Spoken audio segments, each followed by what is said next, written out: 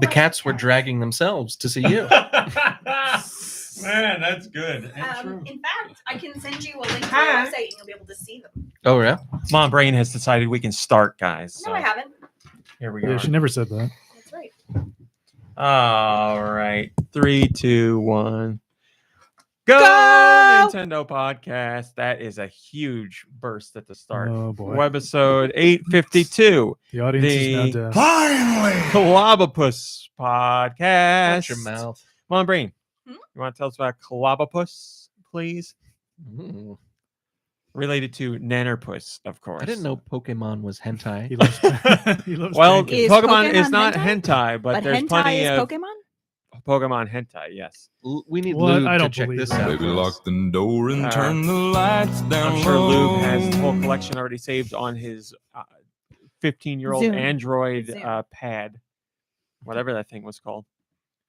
I don't know. I don't know. Android had a pad. A tablet. Mom Brain, anytime you want. Really? Okay. So we'll give it a minute. All right. Clobbopus is very curious, but its means of investigating things is to. Sorry. This is amazing, though. Wait till you hear it, because I feel like I could do this. Clobbopus is curious, but its means of investigating things is to try to punch them with its tentacles. Yeah. Hmm. Hentai tentacles. Mhm. Tentacles. Tentacle, dang it. I was just trying to check things out. Mom Brain, do your laptop when you're done with the Pokemon. Holy moly. You're so distracted right now. I can see it in your eyes. I'm thinking about cats. I know. More so than usual. I mean, we all are. The search for food is what brings it onto land. 2 feet tall, 8 pounds, male and female. The category, tantrum. I feel like this is me. Abilities include limber. Its limber body protects the Pokemon from paralysis. Like a cat. There you Like go. a cat. Cats are very limber. Thank you, Mom Brain. Now you can go to messing around with your laptop, whatever you were doing. Hi, Mom Brain.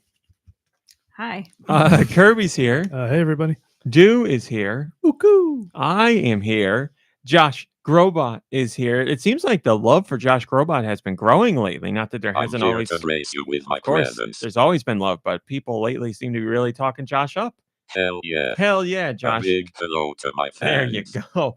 Smash that subscribe button. And of course, George is here. George, how are you, my friend?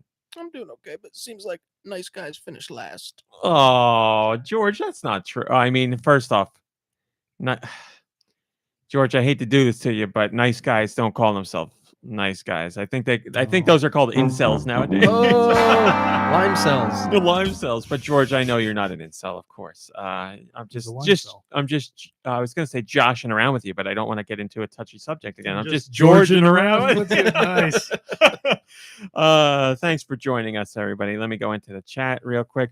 Hello, Tall Show and Hylane Tom and Super Blast X and Dre Gamer and Malik Halo and the 8-Bit Lego and Retsuza and Giant Reggie and Ice Dilber and Anastasia Beaverhausen, from which we have a question today. Hello, Gecko Kitsune and Jayco and boy, oh boy, everybody's in here. Wolfric and whoever else joins us and joined us. Alternate Sillies and Gratum.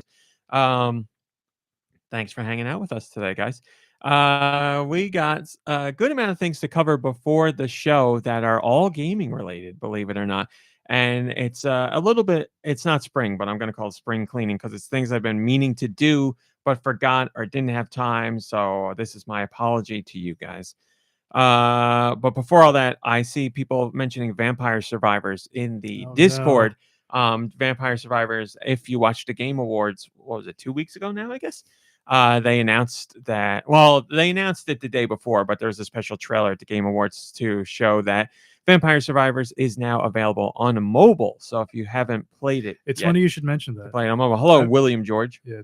I was going to save this until the what we've been playing segment, but yeah, I've been playing it on my phone like all week. Well, we will find out what you think of it later on. Apparently, it's going well. But yeah, they said it came out last week, and within a week's time, it was downloaded over 1 million times on mobile. So it's a big hit on mobile as well. And yes, there's DLC for the PC version. I want to say the console version as well. It's out now. It might not be. I don't think it's out on mobile yet, but there is new DLC as well. And I saw people in the chat talking about it, so now you know we will talk more about it later. I started Vampire Survivors, but it seems like I'm not making much progress, says Ice Dilbert. You'll have that one breakthrough game where you go much longer. You find the right combination of weapons and whatever that just takes you through to Garlic at least feet. close to the 30-minute mark. Yeah, and once you get like a decent amount of like bonuses, Yeah. or perks or The whatever. right kind of Yeah, you character just can have do to it for buy you too. buy all those perks as you get stars or whatever they're called, and then you'll be fine. The 8-Bit Lego says the game picks up after the first level. That is what I found to be true. Yes. So anyway, I said I have things that I've been meaning to cover and didn't cover. Well, let me talk about this first. Actually, this week has been a very busy week on GoNintendo for features. Wow, that's a beautiful cat. I mean, like Aw. you're laughing at the cat. It's a pretty normal looking Yeah, I cat. don't know what's so that one's- funny. He's kind of that one's handsome. adoptable. That Yeah, one's but adoptable. you're laughing at it. Like, look at its Just stupid face, but so it's a pretty normal looking cat. You can send it in a Discord so I can see. I'd rather not. This week was a okay. The hell's wrong with you? What do you mean? Well, I mean, the place is like close to us, and I don't need to be broadcasting out into the world. It's a picture of a cat. What do you mean? How are they Can going to you know do the a place? reverse Google search on a cat picture? Is Is it- it download the picture and save it and put it in there? You did not take that picture. Mm-mm. I thought you took it. Not that it matters anyway. It's a cat picture on the Yes, internet. it You don't have to is. put it in there. But anyway, this week was a big week on GoNintendo for features because we had a whole bunch of interviews. We Oh. did an interview with Yeah. I thought it kind of reminded me of that. Yeah. Weird- we did an interview with River City Girls director Bannon Rudis over at Way Forward. So we talked to them about putting the game together. Yes. There's a cat named Taylor Ham. Is this going to be you the whole podcast? I mean, if it's but if is it's there a cat gold, named then I Porkroll? think we can forget the interruption. We did an interview with the composer on River City Girls 2, Megan McDuffie, who's the same composer that did the first game, so you should be familiar with their work. And also, I did an interview with the new voice of Sonic, which I'm very surprised I got to do an interview with them. Oh, John Ralphio. Devin Mack is the new voice of Sonic on Oh. Sonic Prime, the new animated Sonic show on Netflix right now.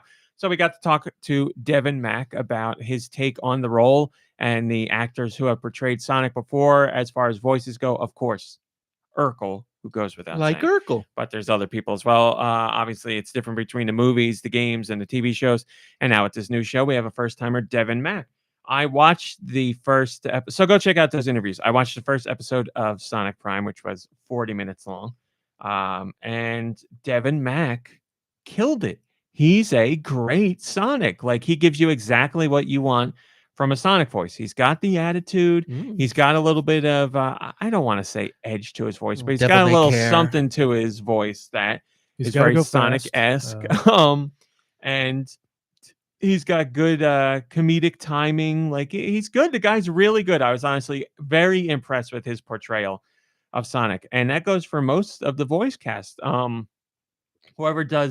Whoever plays Amy does a really good job. Everybody's good. Rouge the Bat's good.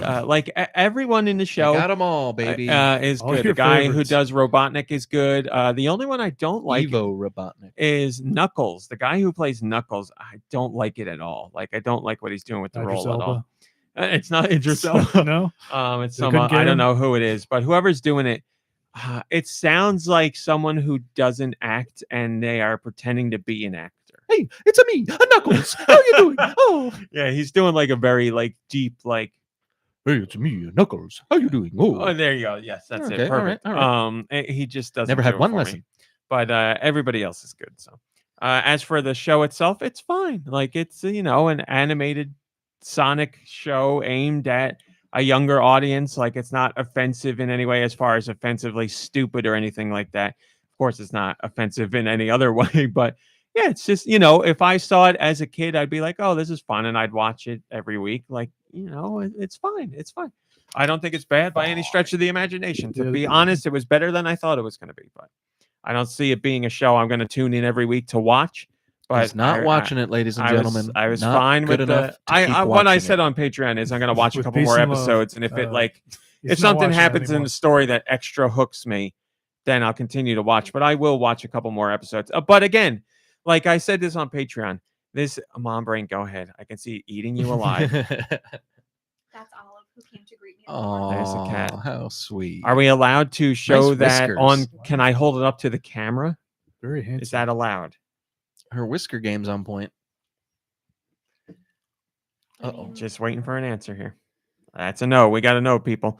Anyway, what was I saying? This is why I didn't stop, because I was talking about Sonic. Oh yeah, if something happens in the show that catches me, then yeah. But as of right now, it doesn't have any hooks in me. It's not. It's just. It's fine. Ladies and gentlemen, it's fine. Don't take that as a knock on the show from RMC. Oh, He yeah. hasn't finished a lot of great shows. Tokyo Vice is one that he refuses to finish. So Sonic's in good company. It's too bad. I was gonna say. I like I'm Tokyo Vice just a lot. teasing you, man. This is I said on Patreon, Sonic Prime is a show that's very much aimed at a younger generation, and older people can watch it, and if they get something out of it, great. But there's shows that are aimed at younger generations, like Avatar, like I said, where that very much speaks to a whole bunch of different generations and has all different layers to it and stuff that makes it so appealing to so many age groups. Whereas Sonic Prime is much more aimed at one specific age group. So if you're looking for intricate story or characters that you can really connect with or things, you're not really going to get that. It's very much a Saturday morning cartoon style cartoon, and that's 1,000,000,000% fine. Just for me, it wasn't like, I'm not like, I was watching it, I thought it was better than it was going to be, but I'm not like, I can't wait to see the next episode. It's more for like 7 to 8 year olds. Yeah, I'd say when I was writing, I was thinking the age group. I was thinking like 8 to 11. Obviously, younger than 8 could watch it too, and they would love it. But yeah, like the 8 to 11 group, something like that. But yeah, it's well put together. Like it's a good show. It's I would say it's leagues beyond like the Sonic cartoon. Well, the one Sonic cartoon when we were kids. Would you and say Sonic X as well? I'd say it's better than those. Meow. Would you say it's zones beyond those old Sonics? Open zones, yes, only open zones. So yeah, there you go. Check it out. It's on Netflix, like I said. Whole first season is available now. But thank you to everyone we interviewed this week. And again, I'm shocked that I got to interview the new voice of Sonic. That's really awesome. Yeah. And if you've been enjoying our interviews, look forward to next week, because we are kicking things off with an interview with the composer on Wavetail. The interview is done, so I have it. And I figured I'd save it for Monday rather than let it go on a Friday, because Fridays are more quiet traffic-wise. So it's coming out on Monday. And again, the composer of Wave, you guys have heard me gush about Wavetail, how much I love the soundtrack in particular. The composer, who I've named before, is named Joel Bill, not Billy Joel. It's Joel Bill, but Bill is spelled Bille, so it could be Joel Billy. Oh, that's I was great. gonna ask, like, is his last name William? Can you shorten your last name that way? Oh, that's Sure, so why not? great. So I have an interview coming up with him. Very excited about that. And also, I just secured another interview, and this With one, Cooper Alice. this one, Loke Tone. This one is a way better reference. Way better. very interesting. I was just trying to think of a weird one. That's that a would be weird good one. to- Yeah, that's way really good. I mean, yes. So it's a top story this week. We're going to get into it. Pokemon, the animated series as we know it, is ending because, spoiler alert, Ash finally became the very best. He finally won the whatever it was. He won the actual tournament because he's lost never every thought time it for the last happened. 25 years. So he won, and Wait, so now that's a because spoiler, Ash you just spoiled it for me. for you, I said spoiler alert. Oh, you I- did? I Okay. did. Okay, I should have left the room. That was my fault. I'm sorry. So as the series, now the series is going to come to an end. So in 2023, Pokemon as we know it is ending, and a brand new Pokemon anime is starting with 2 main characters, a whole new journey. So Ash is out. We're going to get a few more episodes with Ash, and then that comes to an end. But this is existed, right? This is a show that's existed. It's not like they're just making a show now and they're leaving Ash out of it. Like Ash don't know has what you been in a mean. show. Ash has been the main character for 25 years. Yes. Okay. So And now Ash's show is ending. okay. Well, And- ladies and gentlemen, don't go on Reddit. You're not gonna like what they're saying on there. What are they saying? Oh, they're just like, I bet they're gonna replace him with, some woke somebody. They and, are like, all that replacing him crap. with a boy and a girl. So, I mean, Well, look, I don't know anything Well, Ash about was it a boy who except what sounded the like a girl. controversial. you scare me because you don't know Comments say- anything about the show, yet you Nothing. are so attracted to the controversial statements on Reddit that you go right to those comment sections. I'm just waiting for something to burn down. I can't wait. What did you read? Now I want to know what was the just want some topic drama. on Reddit? Okay, And so what were the controversial so comments? the topic on Reddit was Pokemon is doing a show without Ash and without Pikachu Yeah. or something. And, Well, and they're being again, it might not be without Pikachu. It will be without Ash's Pikachu, but a Pikachu could be in the show. So it was just a news article that I didn't click on. Yes. Believe it or not, I only read the title and then went immediately But to I've most seen controversial comments. I want to make this So- very clear to everybody listening.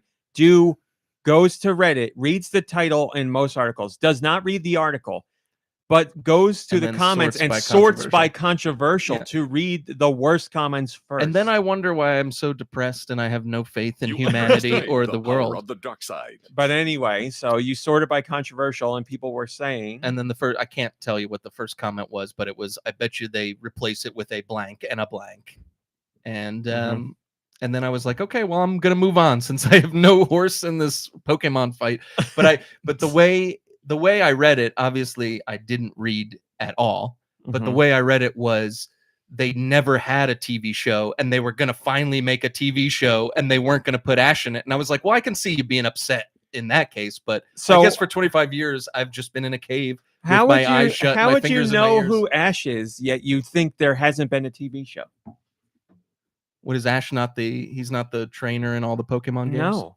Well, I mean, what do I know Ash about those either? has appeared Was that for the very already? first time. Ash appeared in a game like this year. I Look, think. you don't have me on the show because I have a doctorate in video games or even in reading. Well, also on top of this, you've played a Pokemon game. You know Ash wasn't in that game. I couldn't tell you anything about that game. The main characters in the games this are was years just ago. boy This and was like girl 15 years avatars. ago. So here's the thing: the games for the last 25 years have let you choose from a boy or a girl, and the new anime is going to feature both a boy and a girl. This is great. Like I almost wish I was somebody else listening to this for the first time as a Pokemon fan, because I probably piss a lot of people off by being so ignorant about it. Hi, But Sneaker Hacks. I'm trying to be on your side. I'm trying to say, hey, Hi, Freddy don't Pro. read bad comments on I'm Reddit. trying to be on your side. I'm going to an article. I'm not reading the article, only the title, and I Don't- sort by controversial. Don't do what Donnie Don't does. I'm trying. It's a cautionary tale. Yes. Hello, Joe Shabadoo. My features in Trinket's voice. We could do that. Yeah. Oh, thank you, Joe Shabadoo. Says love the interview this week. My interviews. So yes, there is a new anime starting early next year. They announced it for America as well, but we only got the Japanese trailer with English subtitles because obviously we are behind in the dubbing. It takes a while. So the episodes come out first in Japan. But for this case, Pokemon Company was like, listen, everybody already knows that Ash won. They followed the news in Japan. It was a big deal. So Now we're we just know, going to yeah. tell them that the new series is coming. And they showed off what the trainers look like and what I'm guessing their partner Pokemon are. And I remember Sprigatito as one of them from Pokemon Scarlet and Violet. Nice. But yeah, but anyway, that whole story led into this. The previous voice actor for Ash was Sarah Nadochenny, and she voiced Ash for the majority of Ash's run, but she wasn't the original voice actor for Ash. The original voice actor for Ash, I forget her name. God help me. Someone in the Discord will tell me. But she's the one that voiced it when the show first started, and then for another 6 or 7 years. Then there was that whole what was that kids company name? They used to do all those anime shows when we were like on Kids Roblox. WB, all those shows like Yu-Gi-Oh and all that stuff. Somebody will remember. Mm. But anyway, there is a whole I see that in the chat. There's a whole contract dispute and a whole bunch of trouble there, and they got rid of her. And Sarah came in at 4 kids. Thank you, Darmani. Hello, Darmani, by the way. Yes, 4 kids. There was a whole dispute, a whole messy situation there. So the original voice actor for Ash was kicked out. They went with the new person, and then everybody was very upset. But the new person became the person who voiced Ash longer than the original person. Sarah Nadochenny is the voice actor who did it for over a decade. I'm going to be interviewing her next week to talk about her, nice. her time with the role, and I'm going to bring up all that stuff because it's a part of her history, that controversy, because she didn't do anything wrong. She's just the next person that got the job. And of course, now, it's got to be like a Simpsons voice actor where you're like, I'm set for life, baby. I'm good to go. And then Ash wins the cup and you're like, oh no. And then your job is over. They're like, you're out. Next show starts. So I want to see what's next for her and all that. But look forward to that. I'm very excited about that. That's going to be really, I think that's a huge deal personally. I'm very excited to interview them. So yeah, that's great. look forward to that. Nice, Definitely. nice get. Yeah, don't tell them what I said.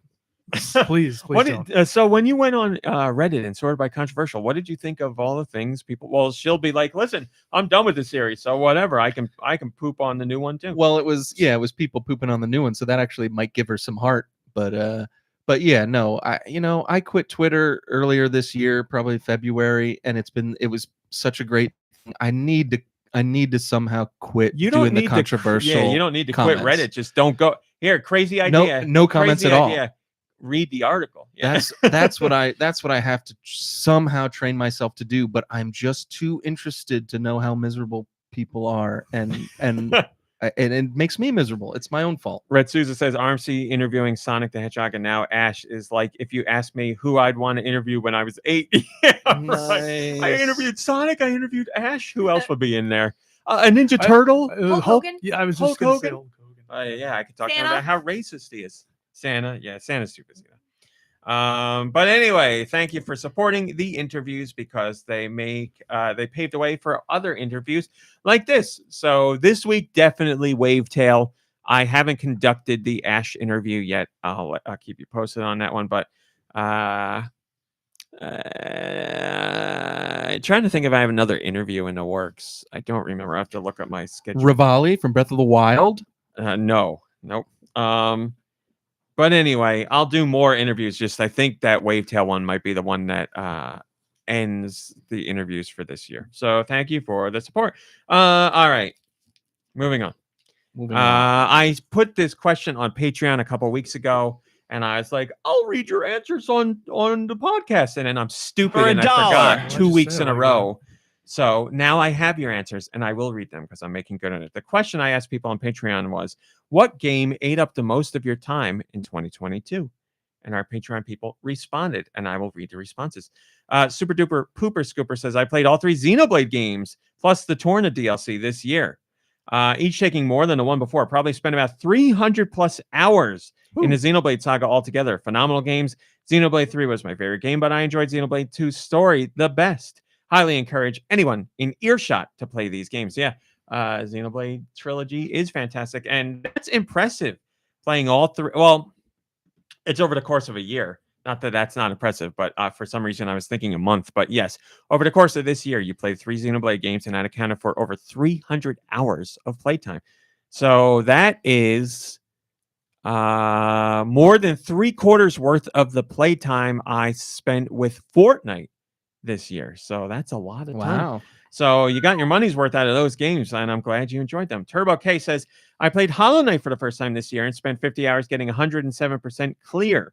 For games released this year, I poured hours into Super Mega Zero, trying to beat the Infinity World. Turbo K, again, your cries for, I don't mean cries in a bad way, your vocalizations of wanting me to play Super Mega Zero have been heard, and I will play it. I promise you I will play.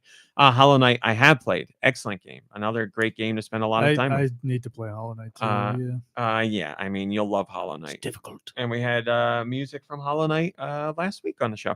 Music is good. Firequacker says, Halo Infinite took most of my time this year. Second place may be Sonic Origins on Switch because my kid loved watching the unlockable cartoons. I mean, for a few weeks there, as I said to you in the comments, Halo Infinite was what I played every night. And then they just didn't put out new content. And our friends were, a subset of our friends weren't as into it. And we fell out. And I don't blame anybody because it's very different from Fortnite. Like you're running in and getting killed right away. So it's tough. It's a grind. But I hear the most recent update Tough business. did a lot to improve the situation and add in a lot more content. So I might have to dip back in for that. Gecko Kitsune says, for Switch, Xenoblade Chronicles 3, which passed 2 that I played earlier this year. and I'm still going. I'm going to beat it before the year ends. The only other game, and maybe longest played this year, is Precone R on mobile. I don't know anything about that. I've never even heard of it. I'll have to look into it. There we go, singing the praises of Xenoblade again. Jake Tricks says, I've been playing Marvel's Avengers the most. My brother and I will play for a few hours almost every week. That's nice. I think it is repetitive, but I enjoy the combat very much and just how radically different most of the heroes feel. It kind of bites that there seems to be a skeleton crew working on content for the game these days, though. Yeah, I mean, that game just out of the block was a big fumble/stumble for Square Enix, because they very much presented the game as a single player game, and it's a game as a service game.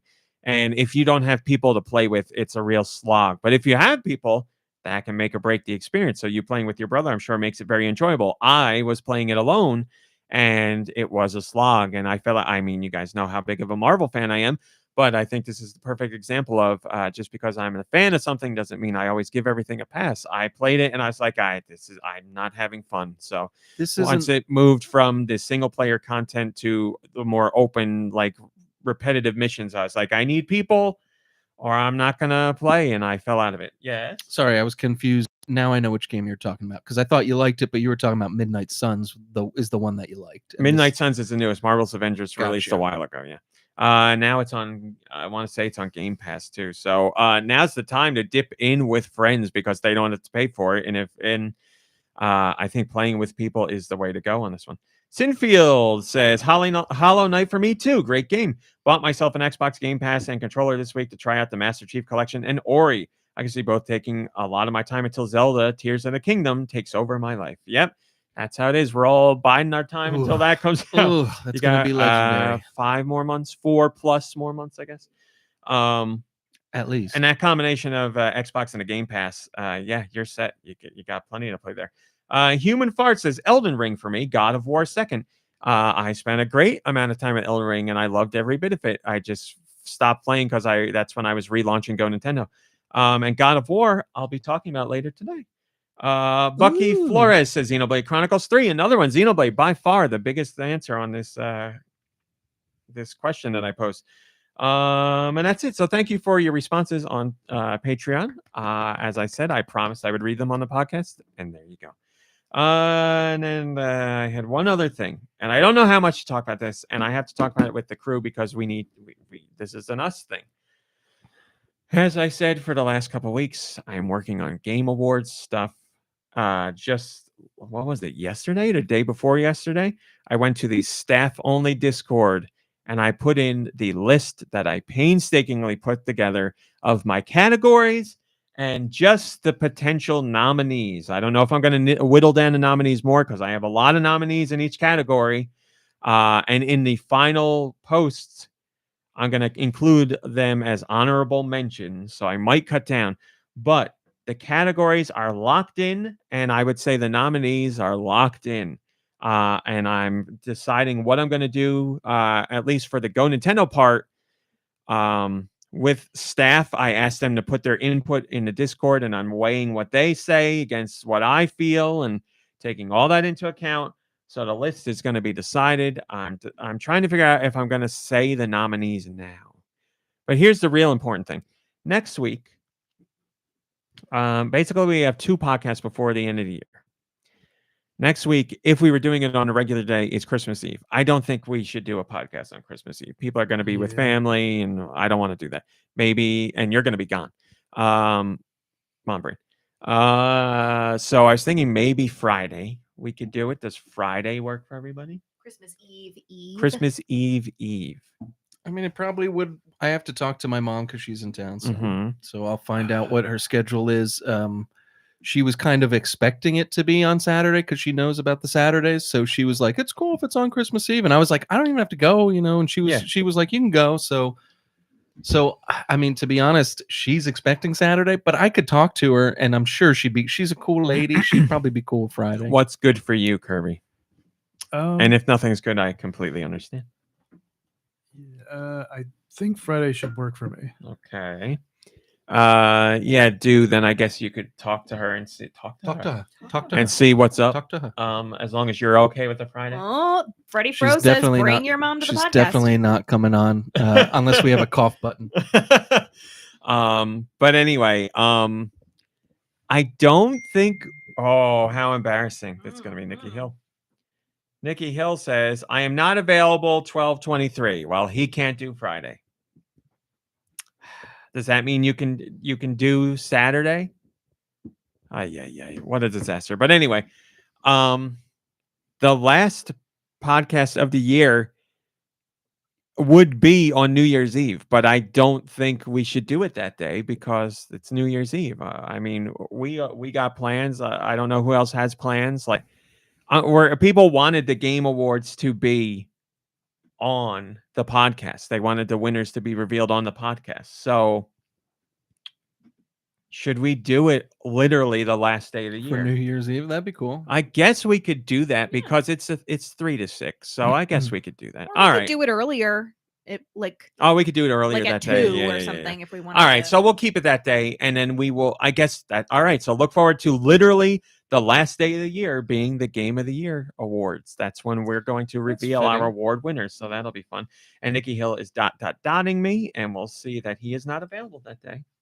Here, I'm waiting for. I can do. Oh, he's talking about. He says he can do Saturday, the Christmas one, but I can't even vote on Game Awards anyway because I'm not looking for any of that, Nikki Hill. Tell me if you can do New Year's Eve as well, Nikki Hill, please.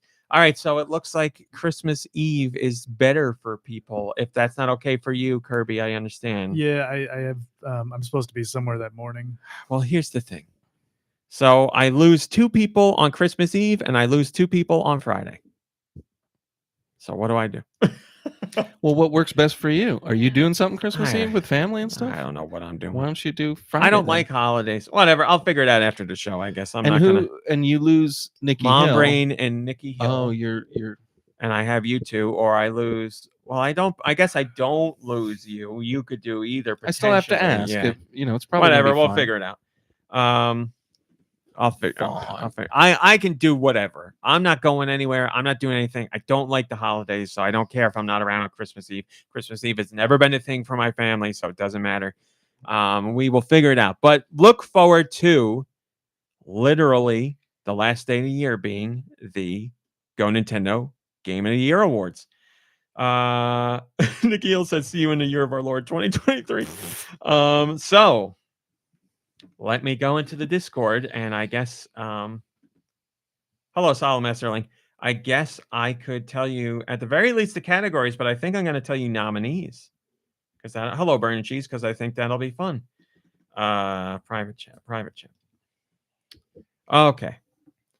So again, took time to painstakingly put together a list of categories and game nominations. Now, what did you nominate them on? Like, because you must have played them all then, right? Because you can't nominate it if you haven't played it. I can nominate it if I haven't played it because I have a whole team, and I can also go on. Oh, sorry, you said that you talked to the staff. But I can also go on just word of mouth. Like, there's games I know that I need to talk about and should be included, even if I haven't played it, and I look for input from other people because just because I haven't played it doesn't mean it shouldn't be on the list. Like that, then like Xenoblade Chronicles 3 wouldn't be on the list, and that's wrong. Like, that's got to be nominated. Wrong. So anyway, we'll do Game of the Year last, obviously, because that's the most exciting one. All right, so we have Best Multiplayer. Here are your nominees. These are the GoNintendo nominations for Best Multiplayer, Year of Our Lord 2022. This is only Switch, people. Remember. Oh, no. That's not appropriate. We need something better than that. Nominees are TMNT Shredder's Revenge, Splatoon 3, Monster Hunter Rise Sunbreak, Pokemon Scarlet and Violet, and It Takes Two. Oh, there you go. Those are your best multiplayer nominees. Man, Scarlet and Violet on there, huh? For multiplayer. With all those No, problems. it has? we're talking about multiplayer.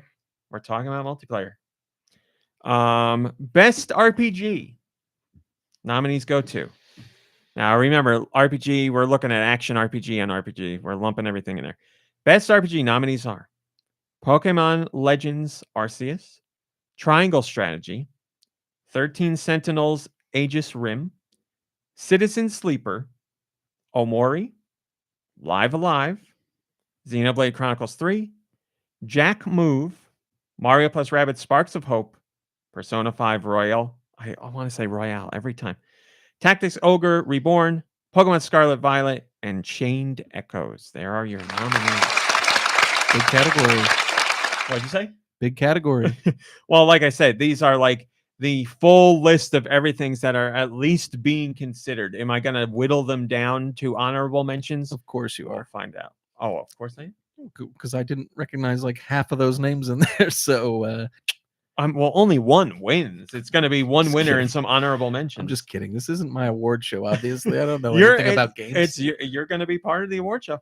Here you go. I'm sure you'll recognize many of these games. Best Action Adventure, Never heard of it. Kirby and the Forgotten Land, Heard of it. Lego Star Wars The Skywalker Saga, TMNT Shredder's Revenge, Neon White, Sifu, Fire Emblem Warriors, Three Hopes, Monster Hunter Rise Sunbreak. Now remember, that's specifically for Sunbreak. Cuphead, The Delicious Last Course. Remember, specifically for the DLC. Okay. Okay. Azure Striker Gunvolt 3, Cult of the Lamb, Tinykin, Return to Monkey Island, One Shot World Machine Edition. Now, I struggled with putting that in RPG or action adventure. There's really no RPG aspect to that game, but I'll still listen to that debate. Shovel Knight Dig, Tunic, Nier Automata, The End of Yorha Edition, Bayonetta 3, Lunistis, Wavetail, and River City Girls 2. There's your action adventure. Remasters. Isn't that like a sleep aid or something? Absolutely. Yes. We have Hidden Gem, Webbed, Transaruby, Far Changing Tides, Young Souls, Nobody Saves the World, God of Protectors, Cart of Darkness. Here's a little mention for you people who love Vampire Survivors. If you love Vampire Survivors, try God of Protectors because they are very similar. Nice. Is Card- it free like Vampire Survivors is? Maybe on Game Pass. I don't know. Sorry, folks. Check on Game Pass. I got no idea. I'm doing Switch nominations. Card Shark, Elec Head. Now, see, personally, I would put Elec Head in Game of the Year running, but that's just me, so it is not. Klonoa, Fist Forged in Shadow Torch, Cursed to Golf, Right, Beacon Pines, Dorf Romantique, A Little to the Left, Lunistis, The Milk Games, which I'm not going to read the whole names because they're so long, Wavetail, Rogue Book, and AI, The Somnium Files, Nirvana Initiative. Again, I know these are long nominee lists, but they have to be whittled down to one winner. Best Narrative, Backbone. There you go. You know that one. I played it. Hindsight, Omori, Citizen Sleeper. That's Omori. I Was a Teenage Exocolonist. Beacon Pines. Got another nomination, All Mama. right. One Shot World Machine Edition. Signalis. It Takes Two. Inscription. Chained Echoes. Xenoblade Chronicles 3. 13 Sentinels, Aegis Rim, and Triangle Strategy. Thank you.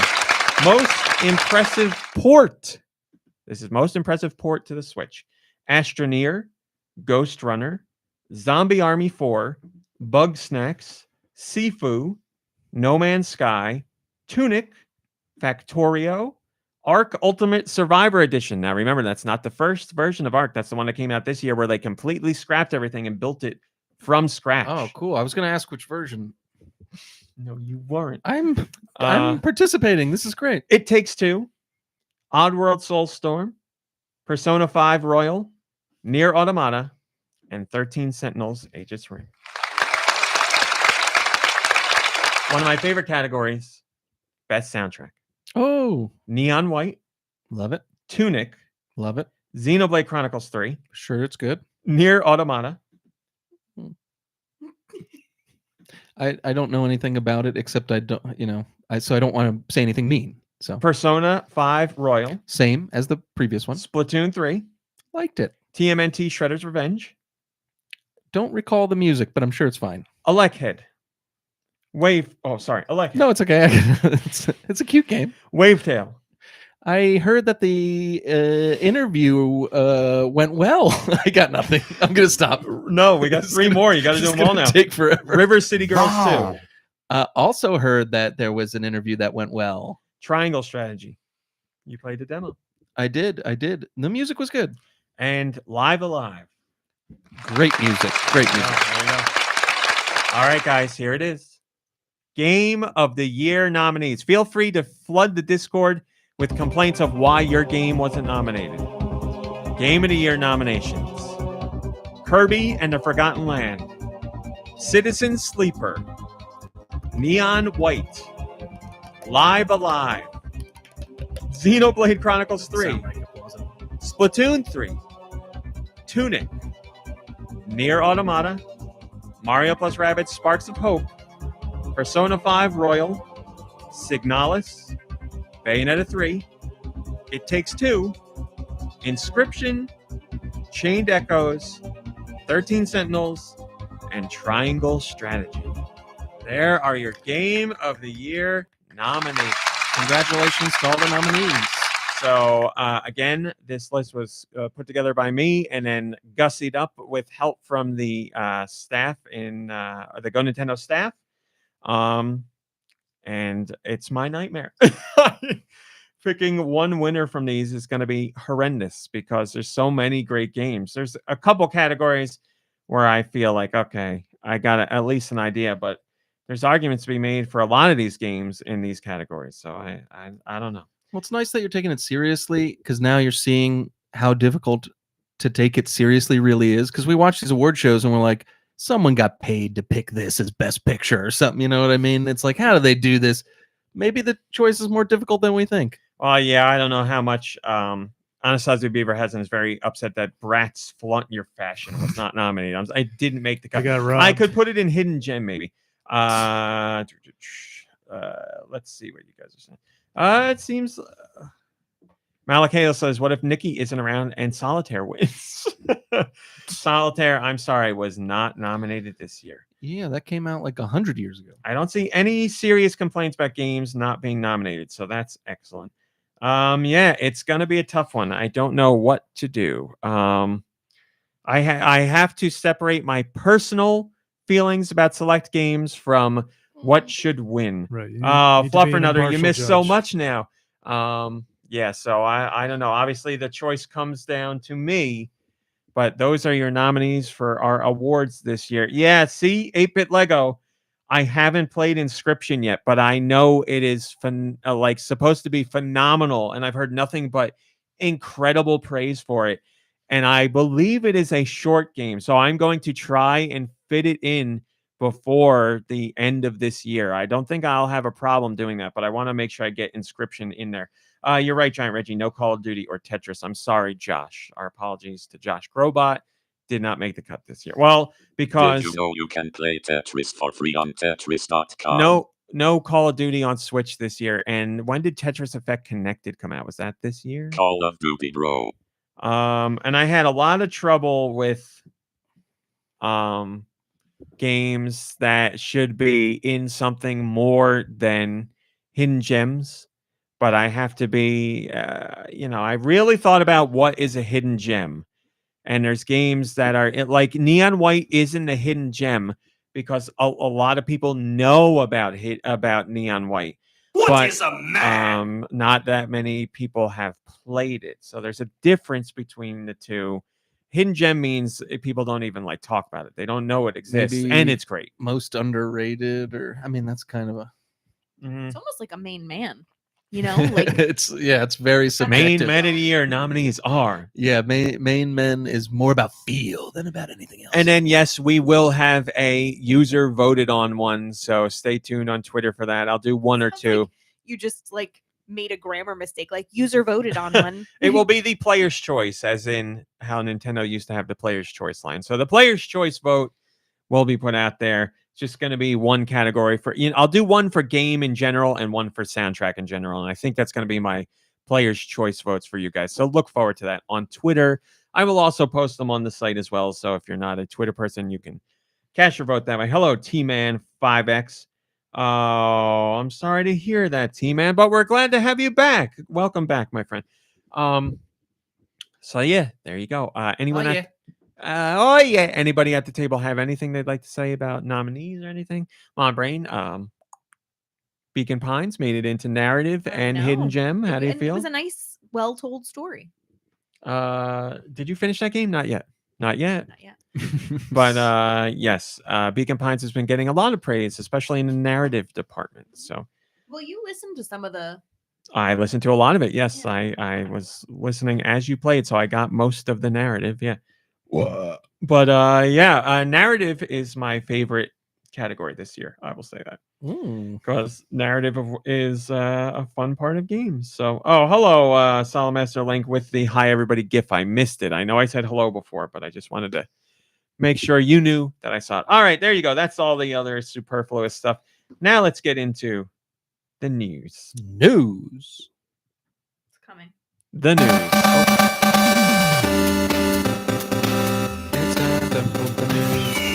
I was waiting for that. All right. Did you know gaming? Once again, we're talking about them. They had a new feature this week that took a look at some canceled Zelda titles, including one that was going to use the Super FX chip. Brain, you know, of course, Super FX chip was used on the Super Nintendo in games like Contra. Wrong on so many levels. Anybody else? Do a barrel roll. Yes, that is correct. Star Star Fox, and also used in Stunt Racer, or Stunt Race FX. I'm sorry. Bug Central. Beetle killing game. Bug game. Jet Force Gemini. Is it Jet Force Gemini? That is a game not using the Super FX chip and not on the Super That's on the Nintendo. N64. Yeah. Son of a gun. What company made that? If you say that, then I'll Rare. Yes, you're right. You redeemed yourself. Yes, Super FX chip was on the Super Nintendo, most wide or well known for being in Star Fox. But apparently, they were testing out a Zelda game that used the Super FX chip. That would have been too mind blowing. And we had a quick look at a polygonal link that was found in what rules? I would love to scrub through this and just get the picture. But there's a piece. There we go. There is your polygonal link. He looks amazing. Hold this up to the chat. Wow. Polygonal link for the Super FX chip. Can you imagine playing A Link to the Past and then playing that and being like, Well, this is the newer of the two games? At the time, you would be like that. Yeah, you'd be like, this is mind-boggling. Now, obviously, this is like blown VR. up full screen. The character would be, a regular size. Yeah. But here's the real interesting tidbit, not didbit 2. It was their They answer. were going to basically remake and expand upon Zelda 2. Really? Yes, so it's I going to can be. see it now that Yep. you show me that image.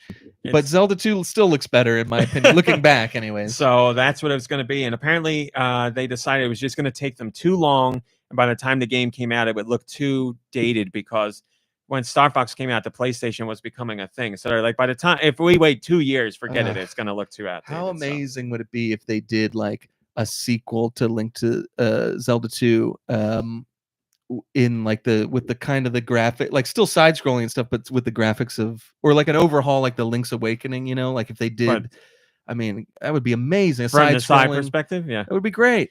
Except I think Nintendo realized nobody likes that Zelda except me and you. True, So they stopped. true. Well, also, still, like I said, they said it would can take too be long. reasonable. And they also said, you know what, let's work on Star Fox 64 instead. And that's what they did and was a better idea anyway. So Yeah. there you go. But we at least know it existed and we got to see some of Polygonal Link. So there you go. Very interesting stuff. Currybo says, glad their recent brush with Nintendo lawyers hasn't deterred Did You Know Gaming from publishing interesting content. It has not, but you can bet Nintendo is not happy So about it. did they come with the Super VX chip? Is that what it's called? The Super VX chip? It is not. No. What was it called? You tell me. I like this game. Oh God, the VX chip. Nope. The XV chip. I'm only going to say those two letters till you tell me what it is because I have no idea. Super FX chip. Yeah, the way to Are you remember. lying? I am not. That's really what you just said Yeah. about 5 seconds The ago? way to remember is like, Star Fox, FX. FNX. Brilliant. So yes, it is literally the letters FX. Okay, Super FX, and it's that FX sounds like effects. Now my joke's not going to be funny because I looked like an idiot because I didn't know what VX chip was, VX gas. But Wait, is that what you were thinking of? I was thinking about The Rock. Okay. Yes, of course. But no, I was going to be like, did they come up with a Super FX chip to combat blast processing? And it wasn't even that funny, anyways. So see, the difference is we the made it. FX chip is real. I and know blast processing is the not. blast processing's not real. Then tell me, how did they get those games so fast without blast processing if it wasn't real? The same way they did on Super Nintendo. Well, let me tell you, I never owned a Super Nintendo, so I'll have to take your word for it. Such a Sonic fan, yet left Sonic behind after the second one. Are you kidding me? Well, actually, that's true. I know it's true. I know it's true. Literally the second game and then done. Oh, come on. He and Mega Man and whoever else are happily in Deux heaven of sequels that stopped there. Deux heaven. Yeah, it's gonna be. They died for you many decades ago. Literally decades ago, they died for you. Yeah, it's gonna be. Birdo and well, I'm still cool with Birdo. I was gonna say you're not lumping Birdo. I'm trying to think of things to lump in for a hilarious franchises that you Tekken. Yes, Battle okay. Arena Yes. Toshinden. So Heihachi Mishima is going to be up Mortal there Kombat. with Sure, why not? I'm sure you with played Sonic and Mega Man. You played more Mortal Kombat than the second one, but I'm sure right about then is when you were like loved it and then it died off. Mortal Kombat would have happened, but in college I had a bunch of roommates that were so into Mortal Kombat 3 Ultimate Edition. Oh yeah, And that's like with all Nightwolf, one of my favorites. Oh my god, that's all we played. It was great. And then Striker, one of the lamest. Striker was so lame. And then how about a cop? Some You people- got but like, he's not even how a about cop. He this- looks like a security guard. He looks Yeah, like a guy you're right. He like looks at like a a mall hockey cop. game. Yeah. Yeah, you're right. So we got a guy that has huge teeth, and we got a guy that spits fire, and it's a skeleton underneath. And we got a lizard guy man. with metal arms, and then a mall cop. Exactly. Like by the third installment, they were like, "Oh, we need more characters." But here's the funny thing: I believe I learned. I believe this was said. I learned this recently. I believe this is the truth. I'm not sure. I think Striker was supposed to be in the game from either the first or the second installment, and he got bumped to the third game. Wow. Oh. He's lucky he even made a cut, I guess. I know. Well, I mean, I guess he's not that lucky because look at how many we've had, and there's been so many other new characters since then. Like there's that drunk guy that burped on people, and like I forget his name. But anyway, moving on. Speaking of Birdo, I'm interested. how convenient. Mario Strikers Battle League has gotten its third and final wave of free DLC. Two more characters joined this time. Bowser Jr. can be a part of your roster, but more importantly, Birdo can be on your team now. That's right. And you get a new stadium as well. The new stadium is Urban Rooftop, and you can also grab the Shellfish gear, which improve both your speed and technique stats. Remember, final wave of DLC for the game, and it is free, as previous waves were. So free DLC, the end. Slicer says, man, I was so excited for this game when they announced it. I had such great memories of the older games on GameCube and Wii. I'm playing with all my friends. I hate to be a downer, but the game did not feel finished at launch. And this drip feed of new characters months and months later has been enough to get me back in the game. Hopefully, I'll be proven wrong and will enjoy myself when I jump back in. Well, now your updates are done. So if you have whatever free content was added, if you find that enjoyable and it makes the game feel complete to you, then that's great because you're not getting anything else. They're done. That's it. So, Nintendo has not said this publicly. They never would. But there are certain games that Nintendo put out where I feel the development process was marred by the pandemic, which led to them saying, we got to get these games out now and we'll finish the content and put it out later for free. So I can respect that. I've made up part of that in my mind. I don't know if that's the case, but the timelines fit. But either way, I can respect free content. But yes, you would prefer a finished game at launch. But who knows? The last couple of years for game. I mean, look at 2022 is the year every game decided to be delayed to 2023 because of pandemic situation. So that's just how things played out. I thought you might be interested in this because you were recently playing Final Fantasy 9. Perhaps. This isn't officially announced by Square Enix, but it's official. The ESRB has added ratings for games on the Switch, and ESRB only adds ratings for games when they are officially coming over. So we now know that the Final Fantasy Pixel remasters are coming to the Switch. That means Final Fantasy 1, 2, 3, 4, 5, and 6, the original pixel art Final Fantasy games, their remastered versions are coming to Switch. So these have updated pixel graphics, so pixel graphics but redone. They also have arranged soundtracks and more updated options for players today, such as modernized user interfaces, auto battle options, and more. So some bells and whistles thrown in there for your classic Final Fantasy games, many of which I have not played. So this will be a great time for me to play them. These remasters already exist on another platform. They These are on ports? PC and mobile, Okay. yes.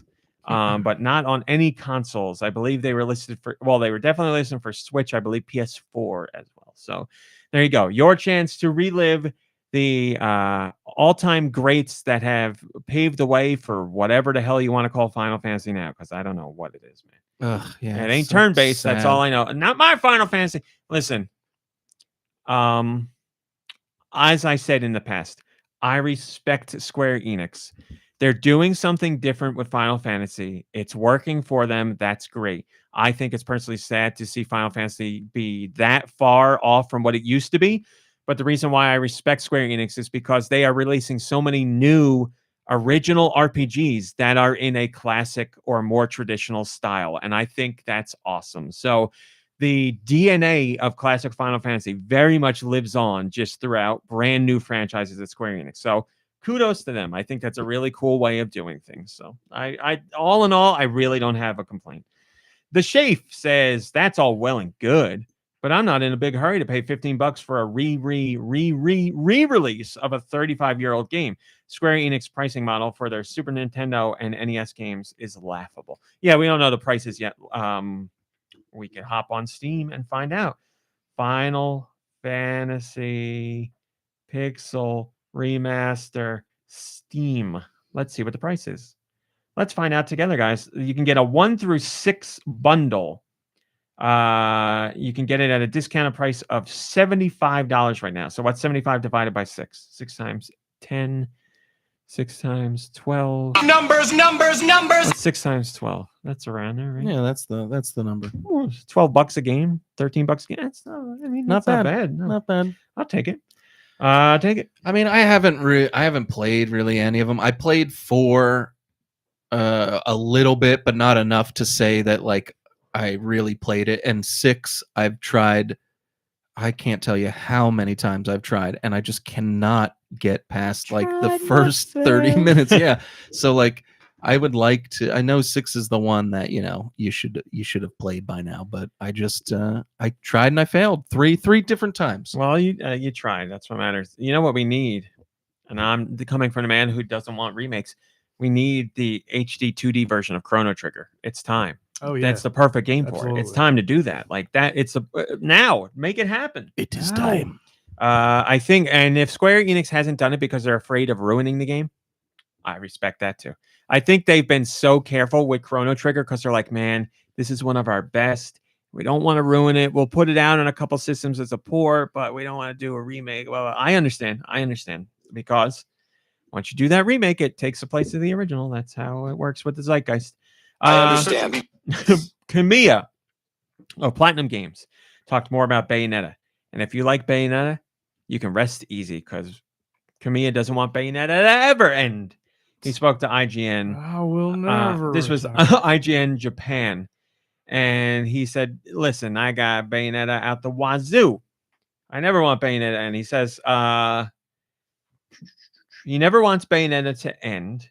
And he says, fans trust him. He'll never do anything to betray you. So he's like, listen, I don't want Bayonetta to end, but I'm not going to do anything that ruins a franchise. Don't worry about that.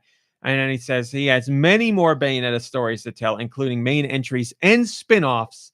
And he said, if I had it my way, we'd go up to Bayonetta 9 because I got that much about Bayonetta I want to say. So he didn't say, like, we're doing this game, we're doing that game. He's just like, listen, I love Bayonetta. I want to do more Bayonetta. I got lots of James Bayonetta Cameron to ideas. me. I've And got Avatar 9 in the books. now I got a comment on that, by the way. He says he's got ideas for spin-offs, as I said, and he said specifically Jean he's got an idea for, and he says it'd be her in a superhero role, but he didn't give any other specifics. So basically, long story short, if you like Bayonetta, don't worry, there's going to be more Bayonetta, and they got plenty of ideas for Bayonetta, which we see there's that spin-off coming out March of this year. It's not gonna happen. Avatar, yes, the new one is out. Ooh. I heard it's opening bigger than the first one. Now, the first one had a slow start and then became the phenomenon. So a bigger start than the first one is not that much of a surprise. But I've seen nothing but pictures on Reddit of people saying, here I am seeing Avatar 2. I am literally the only one in the theater. But that's an American thing. We are not that interested in Avatar. But the rest of the world very much is. I have not seen Avatar. Oh, really? I have not seen it. Man. I I saw haven't You've either. seen once. it. I know Wow. you saw Like Oh, a you long- haven't seen a it long either. time ago. Oh, I saw it in the theater. Did you? Yeah. What? Hated Wow. it. Why Hated would it. you see that in the theater? Avatar was like a huge deal. It was like Yeah, it 3D. It was It's like a big cinematic deal. experience. It was like a huge deal then. I don't know why you think it wasn't. I've ever been more shocked that of anything. What year than you was it? I was saying- a baby and I went to see it in the theater. It was a big deal. It was 3D was coming Yeah, back. but you were now you're the enlightened to do more. Back then, you were the more closed off do. Yet Avatar know if wooed that's true. you. It didn't woo me. Trust me. I You probably went went and on saw a it in the date or something. theater. Probably. Oh, I don't know God. what. Do you? I'm just anyways, surprised. anyways, No, I'm just whatever, surprised. It's very whatever, surprising to me. Whatever. Oh, like other James Cameron movies where you're like, day one, I gotta go. I love James Cameron movies. I mean, Titanic was great. I saw that in the theater. I saw Titanic in the theater, that was a great movie, as cheese as it is, and I- Aliens is great, and I don't dislike The Abyss is great. and- Titanic at all. Yeah, Terminator Just I 2, imagine Oh my you God, see- Terminator 2 is the best thing in the world. I imagine you and seeing. Terminator 1. I imagine you seeing like the trailer for Avatar and being like, "What is this garbage?" Oh yeah, I But- hated it. I probably didn't want to see it. I'm sure I went with a girlfriend or something, but like I didn't like the film. I'm not saying it's bad and people shouldn't be Yeah. going to see the sequel. No, but no, I'm not, giving you crap for it at all. I'm just very surprised you went to see it. But if you have like someone else dragging you along, or Yeah, then probably. I get it. So what you're saying is, I like movies, man. And I like the movie theater. Like you'd be surprised what I would go to the theater for. Well, Maybe that's the not other thing. not these days. that's but what I was like, gonna say. Lately, all you say is, "I wouldn't go to theater to see that." Like I've heard it about like a whole bunch of movies. You're like, "I wouldn't go see that. See that. well, I wouldn't mean, go to the theater to see that." Oh, Well, Yes. in my defense, I would like a list of what these movies are so that we can show that I'm not That's a crazy good for question. not wanting to go see the these most movies. recent ones were Nope and whatever the next Marvel movie is. You said you wouldn't go see. Yeah, but okay, yeah. So Nope, I waited. I kind of knew I wasn't gonna like it, like be blown out by it. I just had a feeling. I felt that way about Us, and then I waited, and I was glad I did because when I finally saw it at home, it was fine.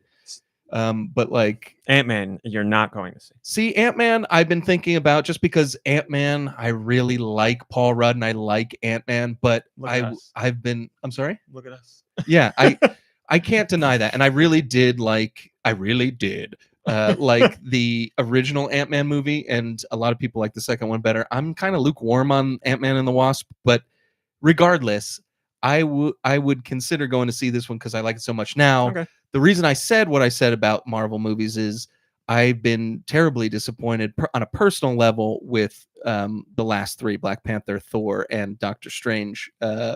Kind of in ascending order though, so they've been getting better. Oh, but yeah, like I don't know. I'm just kind of getting over it, but like I'm still hemming and hawing about the new Ant-Man movie. Okay, so not a definite no, like it was. Not a definite no. On But- so But there have been things that I said I wouldn't go see in the theater that weren't like superhero movies or Yes, blockbusters, yes. and I yeah, don't think that's what I'm crazy. saying. Like, no, I don't think it's crazy at all. Like, I want to stress that I don't think it's crazy one bit. That's like your comment about. I see you as someone who doesn't very often go to the theater, so me hearing you went to see Avatar of all things was surprising to me. Okay. Like how many movies have you seen? Well, this is a bad example because of the time and the pandemic, but you haven't seen too many in the theater this year. I mean, I've seen a few. I saw the one that you hated that takes place in the 70s. Oh yes, What's it Licorice called? Pizza. Chocolate milkshake. Licorice Pizza. I drink I your saw- milkshake. I saw Men. Now, I chocolate saw- milkshake, I'm very excited. Yeah, that one sounds good. That actually sounds good. No, I know you didn't like it. I really liked Licorice Pizza. I liked Men, but I was a little disappointed with it. We talked all about that. That name makes every conversation Yeah, so yeah. funny. What rules, you son of a bitches? I Nikki, like it too. Nikki Hill and I saw Nikki Hill and I went to see Licorice Pizza together, and we also went to see The Northman, and I loved. I really thought The Northman was great, especially in theaters. Did you see Top Gun in the theater? I saw Top Gun Maverick, and that was excellent. right, so- surprisingly excellent. That's enough for me to rescind my statement. I Yeah, take it back. I see a bunch of movies that aren't superhero movies. If I can. What is but- your next movie you're eyeing up for the theaters? I mean, it's got to be the Ant-Man thing. I was looking at because we were talking about Reddit earlier. When I was scrolling through, Yes. it popped up again, and I was like, you Got know, Bill Murray. I was see. That's one reason why I don't want to see it. Like I'm starting to get sour. You know, it's bad when I'm getting soured on Bill Murray. You know what I mean? Like Why are you soured on him? Because I of his weirdness? all the stuff that's Oh, yeah, like yeah, so yeah. many stories That's about fine. him that like you know I've heard so many hilarious stories over the years that added to his greatness, and then just recently, and I hate to say it because we're in this era, but like people need to be called out on the stuff, and if it's true, then that's the kind of stuff that's like turning me off about him. I But, think like- that's a very respectable answer. But it's not a reason to not go see a movie you It want to is. see. It is. If you're if you don't want to support his acting more than you want to see them, like you decide which feeling is stronger to you, the desire to see the movie or the disinterest in supporting him.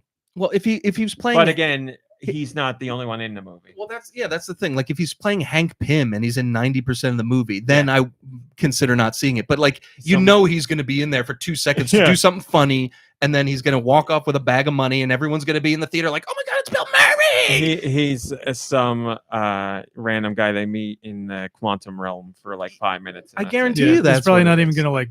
He's probably gonna be like sitting down, and like he's as gonna much talk as for like a minute or two. as much as I found him charming, and I like a lot of his movies still, like. You know he's just going to come out and be Bill Murray. You're not going to be like, oh, he's playing some character. Like he's Well, that's him in every movie, really. like. I mean, the only thing I guess I would be happier if he came out as Bill Murray, like playing himself. It would almost be You know, better. I think like there's a in chance that can Zombieland. happen. That's probably what would it be. Because yeah. we got what's his name? Kang is in the movie, and he's coming from a different universe, obviously. So maybe Bill Murray went through the same way. And I don't know. no spoilers, but K Bake played himself in something recently. That's so true. And you know what? You guys were talking about music. As far this could be because Music. I hate all Christmas music. I found his Christmas song to be as offensive/inoffensive as every other Christmas song. So that's the best praise I can give his music. Yeah, right. Because I was Wow. like, it's a song. you know, he started. It looked like they're going to have him sing, and I was like, oh no, don't do this. And then it happened, and because the rest of the music, other than Fairy Tale of New York, was so horrible in it, I was like, it's fine. Yeah, exactly. Maybe that's why they picked the songs they did. They start off with a really Well, big, they bookended it strong with song, the best Christmas song of all time, and then in the So middle they give you everything to make Kevin Yeah. Bacon not look so bad. it's called the Shovel Sandwich. It's really what it's called. And it is a meaty sandwich. But anyway, Bayonetta, as we were saying, more of it. Sticer says, "Congrats to Bayonetta 3 for winning Best Action Game at the Game Awards. Well deserved." It is also nominated in the prestigious GoNintendo Awards this year. All That's right, the real guys. honor. We got November 2022 in Europe. Talking top 20 games. That's all I want. So this is top 20 games. What? T20 games. Why did this list not post appropriately? Because I forgot the periods. Oh, so stupid. My apologies. Well, we have the top 20 games in Europe for November. This is all games. Physical. Go. November 2022, Europe. In Europe, Tiger Blood, go. All games.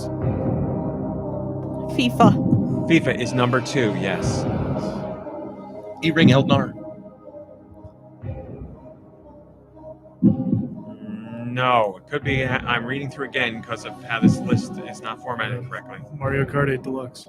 Yeah, that's going to be on there. Sorry, I need to here we go. Now I can see this. Switch. Mario Kart, yes. Now Mario Kart 8 Deluxe is once again number 8. Boy. God of War Ragnarok is number 1, yes. Is what was a racing game? There is a racing game. Oh yeah, we have Gran Turismo. Yeah, Gran that's it. Turismo 7, number 15. Excellent, Mark. I'll take a couple Call more of Duty, from you guys. bro. Call of Duty, bro, number 3. Guys, Every week you're missing I a, give you a crap you're missing about a this. huge one. Splatoon's on here. Yeah, I'll take that's number 19. Great work. Nintendo Switch Sports. Not on here. Kirby's Realm. Nah, Nintendo Switch Sports is on there, number 11. Yeah, No yeah, Kirby. yeah. No Kirby. No. If only there was a more popular Switch game in November.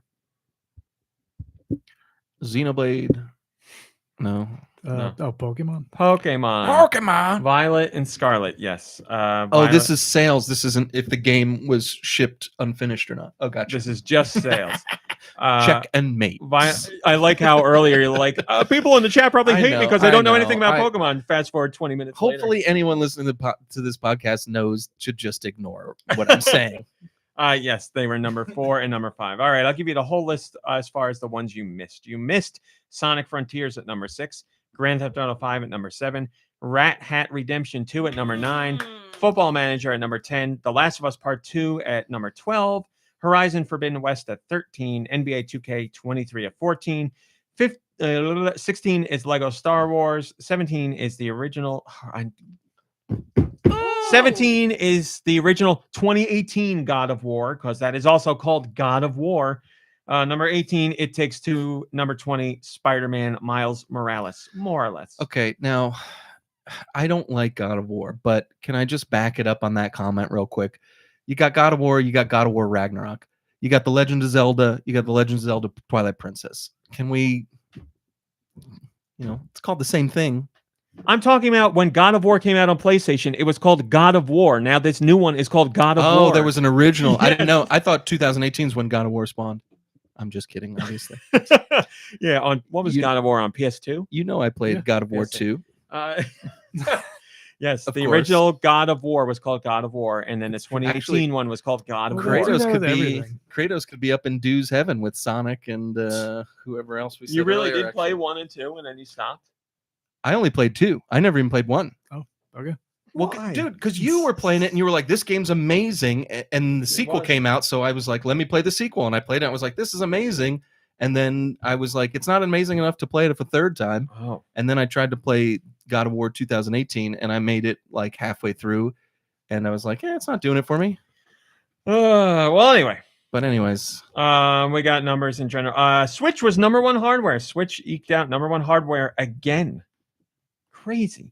Across the top 26 games were published by Nintendo, 6 games were published by Sony, and then there's obviously more than that for Switch games in general in there. Very important to point this out. If you combine Pokemon Scarlet and Violet, sales will be slightly less than God of War Ragnarok. Very impressive. Let's make that even more impressive. Nintendo doesn't include digital data while Sony does. So just physical sales. So there you go. Scarlet Violet were 17% bigger than Brilliant Diamond and Shining Pearl, and Pokemon Scarlet and Violet sales were 23% bigger than Sword and Shield. Let me correct myself here. Switch was comfortably number 1. Comfortably Their wording, not mine. Comfortably number 1 across Europe. So Switch, oh my god. Switch sales were more than double PS5. Obviously, PS5 stock situation still going on, but not as bad. They got another replenishment, so we're noteworthy there. Kuribo says, off to the Pokemon Bank again, it seems, with Scarlet and Violet. I get the joke. We don't need to do that. Yes, everybody. If you have a Switch and you got an account, then Nintendo sent you an email about your 2022 year in review. Your top 3 most played games were in that, and a whole bunch of other stats. And of course, we will share them on the podcast. Yes, I'm me, Nintendo. Let me log in. Mom Brain, are you logged in on your phone? On my phone? To your Nintendo account. Maybe. So if you haven't, again, you can go. Let me give you the address here. Nintendo-Switch-2022.nintendo.com, or go to nintendo.com and there's an article about it, which might be the easier way to do it. You can see your most played games. My most played games of 2022 on the Switch, starting with number 3, Splatoon 3, moving up to number 2, the Super Nintendo Collection, and my number 1 game, Fortnite on the Switch. No surprises there. What did I play at launch? This means what did I play day and date when it came out? Splatoon 3, Tunic, Kirby and the Forgotten Land. That's just it just picks 3. Been playing for 3 years straight on the Switch. Oh. NES Collection, Super Nintendo Collection, And Fortnite. of course. There you go. And then it gives you 30. It says your gaming trends. See how you spent your time by genre. My biggest genre is action, followed by shooter. Ooh. And then strategy number 20 is 26%, number 3. That's a big change for me. I had a transformation this year. Do Yeah. you have some answers? I have some answers. What were my most played Switch games this year? Why? What rules? Neon White was number 1. Hey! BioShock Infinite was number 2. And Live Alive was number 3. I like it. That's a nice variety in your top 3 Yeah, there. it's pretty varietal. I was kind of upset with this played at launch category because one of the games that I bought was a twofer and it got counted twice. But anyways, so played at launch, Portal 2, Portal 1, and Splatoon 3. So it would have been nice to know if there was anything else that I don't remember that I played on day 1. But 3+ years of play. This year was a big year for Super Nintendo for me. Super Nintendo app or whatever it's called. That I played 24 hours of Earthbound on there. So that's added to the 3 years of play here. Streets of Rage 4. And 3 years running for that one. Wow. Well, if you recall, I downloaded the DLC this yeah. year, and it's actually really good. And then Sea House G's, of course. There it is. Sea Or House G's. Moncala and 51 other games. So those were those. And then going down to, I guess, categories, gaming trends. My biggest gaming trend this year was 36% action games, 16% first-person shooters, and then it gets lower and lower from there. Puzzle and platformers at the bottom. Mom Rain, do you have yours? Yeah. Oh. Now remember, I played Earthbound on your Yes. account, so I think Yes. it would have probably topped That every would have, list. yeah. What's on there? Animal Crossing. No. Or Stardew. Mm-mm. Beacon Pines. Yes. Okay. That's all. I'm done guessing. Most played Cat Cafe Manager, Oh, yes. Beacon Pines, and Calico. 2 cat-related games. Played at launch, Beacon Pines. Favorite game of the year, Cat Cafe Manager. Oh, it's by month? If you keep scrolling down, you'll see more options. Okay. My gaming trends? Yes. 22% simulation, Cat simulation. 20% Stimulation. lifestyle, 20% Oh, yeah. music, 20% strategy, This all fits. 10% adventure, 8% puzzle. Kirby, do you have yours or no? Oh, sorry, I'm still signing in. Okay. Well, if you get it, you let me know. But you guys can log in and get your numbers. I'm sure many of you did. Here we go. I'll just hop in the chat and read. Some people put screenshots. Anastasia Beaverhausen. Stardew Valley, the most played. Pokemon Arceus, the second most. And Lego Star Wars, the third. With William George. Fortnite, number 1. MLB The Show 22, number 2. And Lego Star Wars, number 3. 2 people with Lego Star Wars at number 3. That game is chock full of content. You can play that for a long time. Oh, hi, PC. Good to see you. All 9 movies, right? It is all 9 movies. Yes, you are correct. A lot of content to unlock in that game. All right, moving on. Moving on. Turbo K says, actually, this works for Australia and New Zealand now for the first time. Happy to see it come to more regions. Well, there you go. Congratulations. Nintendo decided to include more people. Yes, Kirby? I'm sorry. Should I start from the top? Top Gun from Top the top. Gun from the top. So my most played were Metroid Dread, Mm. Shantae and the Seven Sirens, Mm-hmm. and also Nirvana Pilot Yume. Oh, One of the worst games I've ever played. You spent the third most amount of time with it. So just to clarify, I don't think I played a whole lot of Switch this year in general. So I can't believe that made the list. Anyway, so 3+ years of play. Hold Down. I mean, that's a great one. It's a classic. Wonder Boy and the Dragon's Trap. Wow, really? 3 years running? I guess. Yeah. I can't remember the last time I played the game. Oh, and Doom is also on that list. Which Doom? 2016 Doom or original Doom? The original Doom. That's one of the few games I can go back to and play over and over again. Doom's just fun. Oh my god, I didn't mention it last week because there was just not enough time and I played too many games, but I was playing Doom 64 last week for like 2 days. Yeah, really? I mean, it's just so much fun. I can hop in and out of these Doom games. We got more in the chat right now, but I'll let Kirby finish his. So apparently I revisited Bayonetta 2 at some point. And my favorite game of the year was Metroid Dread. Hey. Which is, it's a pretty good choice. Drake Gamer sent me 2 of them. Why? Stray Gamers. I don't know. Do you have 2 Switches? What's going on here? Xenoblade Chronicles 3, Pokemon Legends Arceus, and Animal Crossing New Horizons for Drake. PC is in the chat. Her number 1, because she likes to torture herself, is Cuphead, followed by New Super Mario Bros. U Deluxe and a Mario Kart 8 Deluxe. Ice Dilbert is the Super Nintendo Collection, the number 1. Then Lego Star Wars, and then Kirby in the Forgotten Land. Drake Gamer is showing you his most played and then his release date plays. That's why there's 2. Oh, I'm sorry. I could have read that. Played right after release is Xenoblade Chronicles 3, Pokemon Legends Arceus, and then Nintendo Switch Sports. So 1 different in there. Hyleen Tom says their most played was Cadence of Hyrule. Wow, really? This year. I mean, it's a great one. But he says, normally suck at rhythm games, but now I have this one nailed. And that's one of the rhythm games where you can actually turn off the rhythm feature if you want. We got news on Super Nintendo World at Universal Studios Hollywood. We got an opening date, people.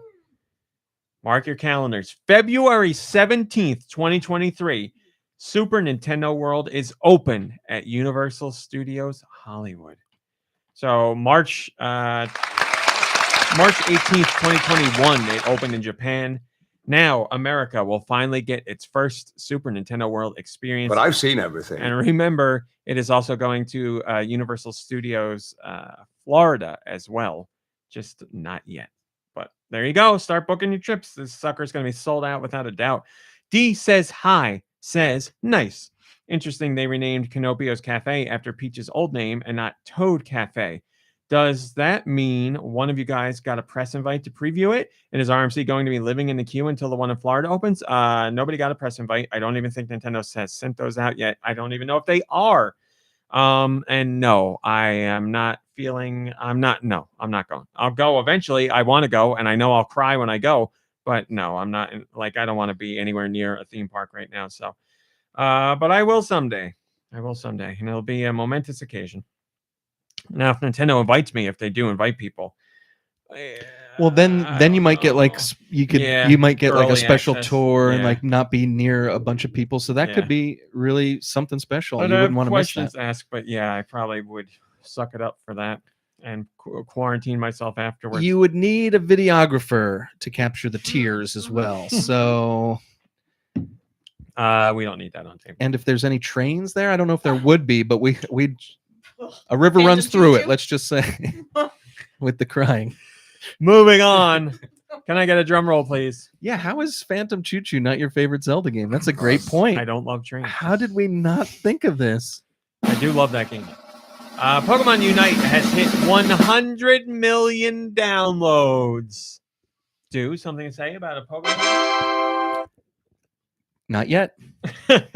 As a thank you, you can use the code, all capital letters and no spaces. Thank you for 100 MM. Put that in the game, and you will get 100 AOS coins and 1 gold emblem box, just as a thank you for being one of the 100 million strong. How many doubloons will you get?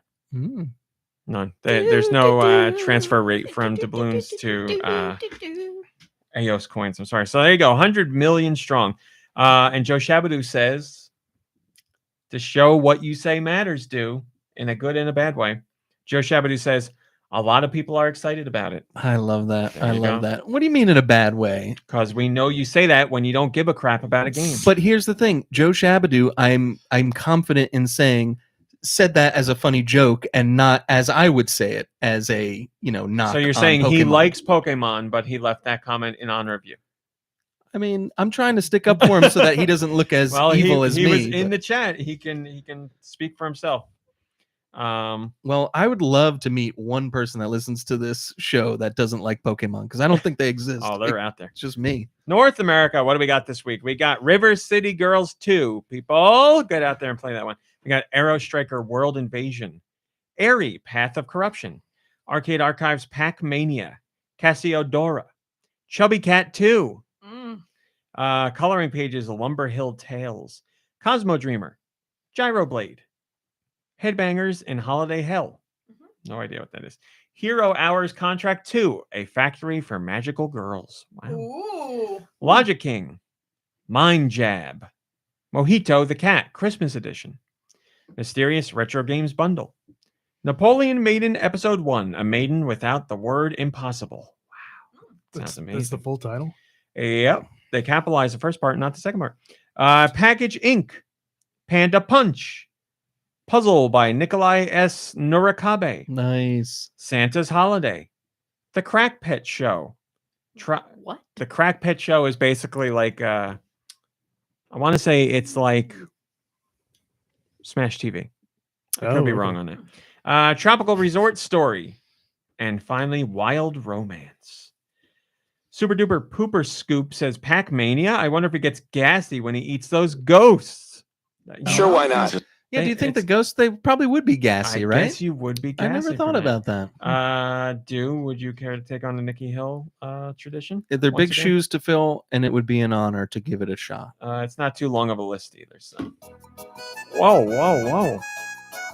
All right, for European Switch eShop releases. Josh, where are you, my friend? Oh, sorry. Josh completely forgot. What are the next European masterpieces? Let's find out with Nicky's sweet releases. That makes up for it, Josh. Thank you. Now it's time for the European Switch eShop releases for the week of December 15th, the year of our Lord, 2022. This is Do Michaels filling in for Nikki Hill. Yolanda Vega, the next batch of weekly. I'm gonna lick a rat now. Yeah, I'm gonna lick a rat now. Cat Nincat Dinakachi now. Airy Path of Corruption. Aka. Amazing Coloring Books Bundle. Cassidora. Cosmo Dreamer.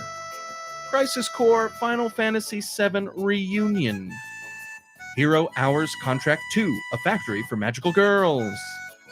Kawaii Slime Arena. Oh, that sounds... Kawaii means cute. Okay, then it is just as hot as I thought. Liberated Enhanced Edition and Necro Worm Bundle. And by Necro Worm, I meant to say Nico Worm. Like those candies. Necco? How are you spelling it? Necowrm, all one word, Yeah, but the W's capital. I guess it's Necco Worm, yeah. Weird. Lil Gator Game. Logic King. Raptor Boyfriend, a high school romance. Resident Evil 7 Cloud. River City Girls 2. Santa's Holiday. So wait, Christmas isn't Santa's holiday? Or do they mean it like a British person? So Yeah, it's like his vacation. Yeah. So the rest of the year. 364 days of the year? Yeah. Tell me about it. Santa. The Crack Pet Show. Tropical Resort Story. Wild Romance. And last but certainly not least, Wavetail. Thank you.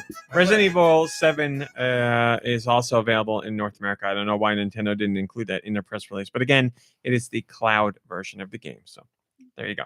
Currybo says, injecting Wavetail into my gaming veins this week. Thanks for the recommendation, Armsy. You're welcome, Currybo. I hope it gets you high as hell. He injected it into his veins. So okay. I hope you enjoy it.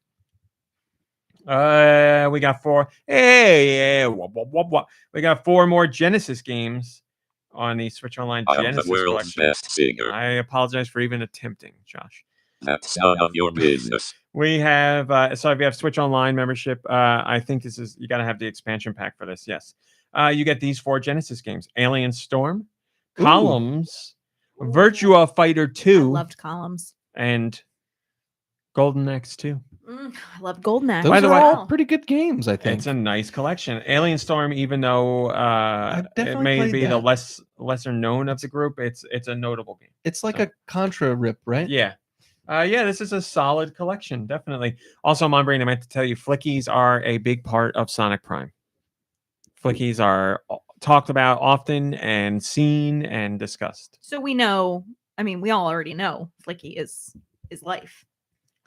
So Okay, I don't know about that. Agreed.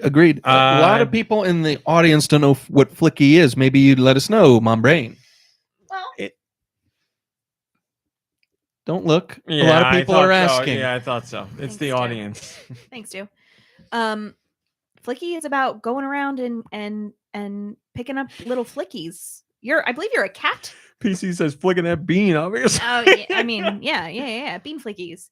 Yeah, and you're going around picking up little flickies. And What did you say they are?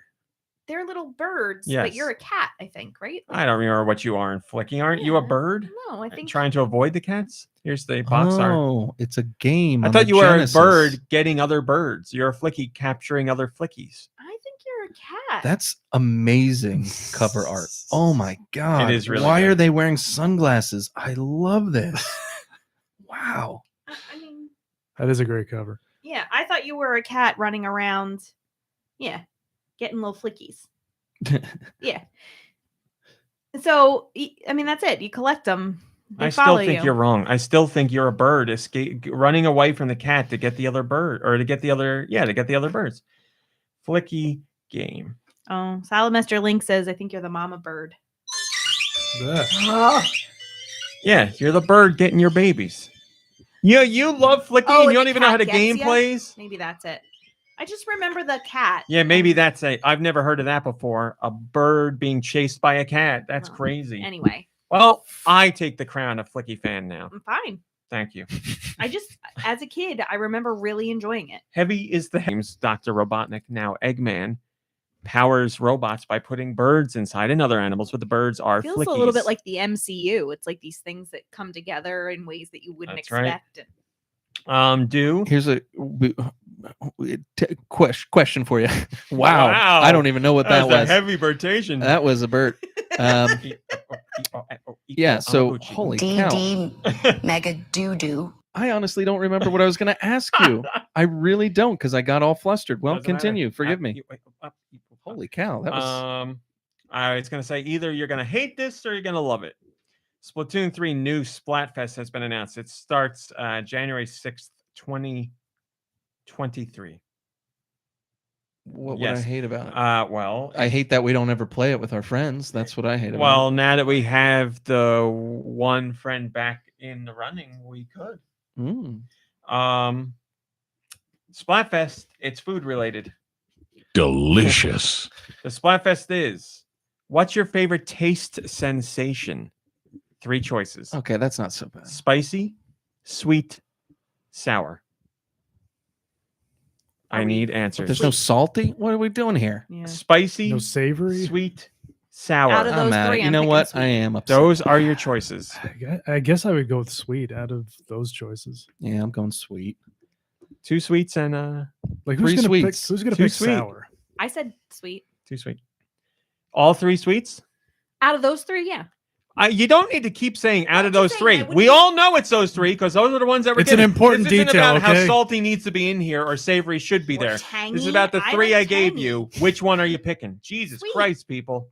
Sweet. Okay, so you got 3 sweets Jesus Christ yourself. and 1 sour. I'm going sour. Yeah, you Oh, are. I knew sour. that was going. Yes, I'm team sour on this. So get out there and fight. Wear your team shirt proudly and fight valiantly for your team. And 2/3 of you will lose. So I guarantee sour will lose because I am team sour. So just the way it goes. What's your favorite sour thing to eat? Anything sour. Careful. Candy, sour fruit flavored things that are also candy. So candy mostly. I mean, when you think sour, you think candy, right? I mean, there's some fruits, but lemon, I know you're not going to lemon eat a flavored fruit. things. Lemon flavored things. That's a fruit. I think of like Lemon pepper. spoiled I'm big into yogurt lemon or pepper right something. now. Are you? I am. Ooh, Yes. that's cool. That's exciting. PC. I saw that commercial and I was so you brought it up, and I was shocked. I will get to that in a second, but first off, Joe Shabadoo says, from above, clarifying my first comment, I am both highly critical enjoyer of the newest Pokemon adventure and honored due with that tongue-in-cheek comment. There you go. So he does like Pokemon. He is highly critical of it, but he enjoys it, and he was honoring you with the comment. That's like me to a T with things that I like. I like things, but I'm highly critical of them, and I like to honor myself. PC saw when we were watching Raw, I guess PC texted me, and she was complaining about a commercial that I had gotten up during the commercial and missed it. There's a Heinz ketchup commercial where ketchup. There's a Heinz ketchup commercial where a girl sings about how she puts ketchup on her spaghetti, and it makes PC very upset. And It makes me a little rightly nauseous. so. I Rightly agree. so. Yes, I agree. Yeah, I'm surprised they sing about it in a commercial because I have only heard one person do that, and it's Honey Boo Boo. Doesn't she sing? Doesn't she sing about that she did it when she was a kid? Who cares? You're an animal whenever Well, I you did mean, it. You can't blame kids for kids eat weird Heinz- stuff. By the way, did you see the Heinz spaghetti commercial, and it comes up right away.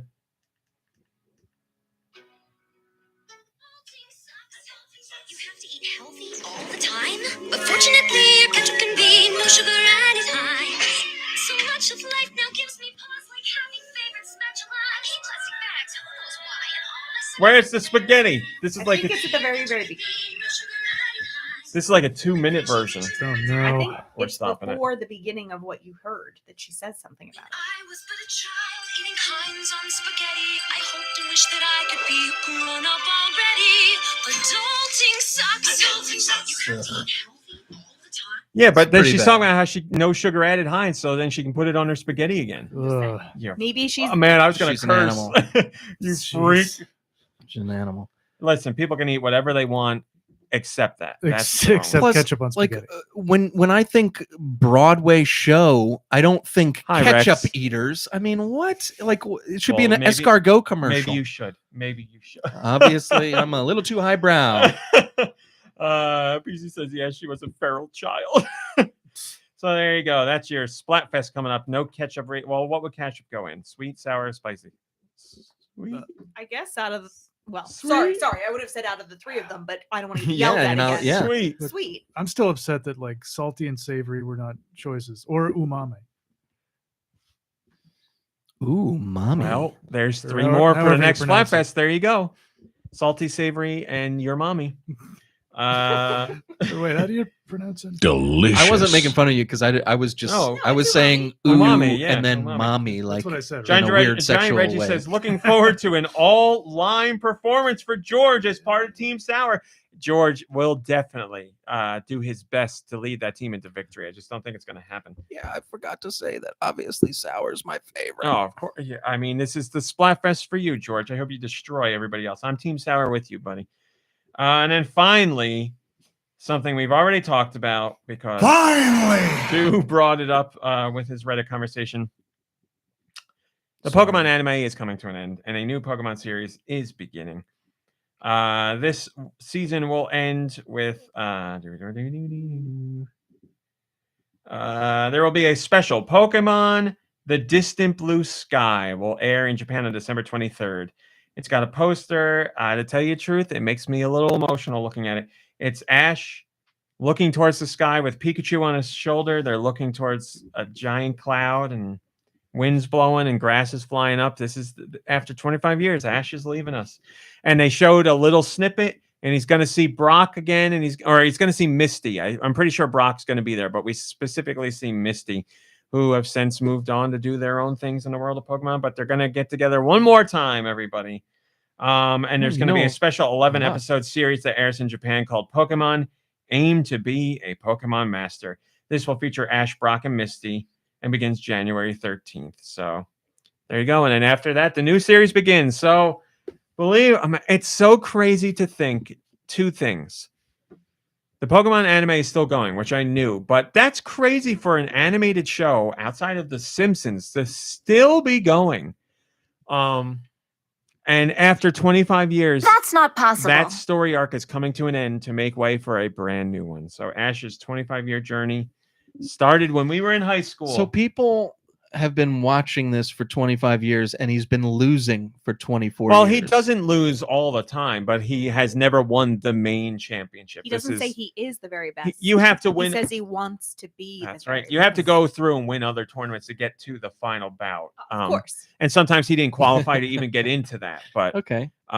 This time he did, and he won. And Wow. they went all out. They had to put the whole season's animation budget in the battle for this fight because they went above and beyond in the animation for it, and it was great. This is like a reverse Undertaker, right? Where he's like undefeated for so long and then gets beat. Where Yes, so Ash never won the big one, but he finally has. Yes, that's great. And Ash had 2 female voice actors over that 25-year period. Yes, that's really interesting. Yeah. Well, as you probably know, a lot of young boy characters are voiced by females because Ash. I mean, if it's a 25-year-old show, he probably got older, right? Or not even 1 year. It's like The Bart. Simpsons. Yeah, it's like Bart. But honestly, it's like most cartoons. What cartoons can you think of where characters really grow up? Rugrats all grown up. But that's a whole new show. Rugrats. I'm sorry to say that I'm the one that grew up. Yeah, I'm sure there is a cartoon where people have grown up, but it's very rare. Yeah, no, that's cool. I didn't realize what kind of format this was. To be honest, I mean, by the beginning of the show, I didn't even know this show was a thing. Yes. And you're saying all these names and you weren't reading anything. Like, I think you know about this show. I used to watch it Holy regularly. cow. I watched Congratulations. it probably up until after college. Like when I finished community college, something happened where I stopped You were watching. sick of him always losing. It wasn't like the show got bad or anything. Something changed in my routine and I didn't watch if it anymore. Ash doesn't win this episode, I'm done. Well, I got to be happens. honest. I didn't think he would ever win. I just thought the show would go on forever and he wouldn't win, and then they let him win. I shouldn't say they let him win. He earned it. He earned it. He He earned wanted it. to be the very best. So that means Pikachu is gone as well. I am impressed. Again, there could be another Pikachu in this new show, but remember, Ash, because he's unoriginal, but actually, because they wanted to make sure kids learn the name of Pokemon, Ash named his Pokemon whatever the Pokemon names were instead of, like Frank or John or something. But the Pikachu we know and love will be gone. There could be another Pikachu, and maybe it will have an actual name this time around because I think they So can here's a question. name the Pokemon names. Yeah.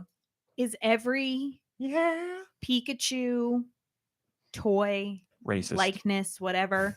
Ash's Pikachu? No. Yeah, or are they just They are only Ash's Pikachu if they specifically say they are Ash's Pikachu. so all of the other ones are that look just like Ash's Pikachu?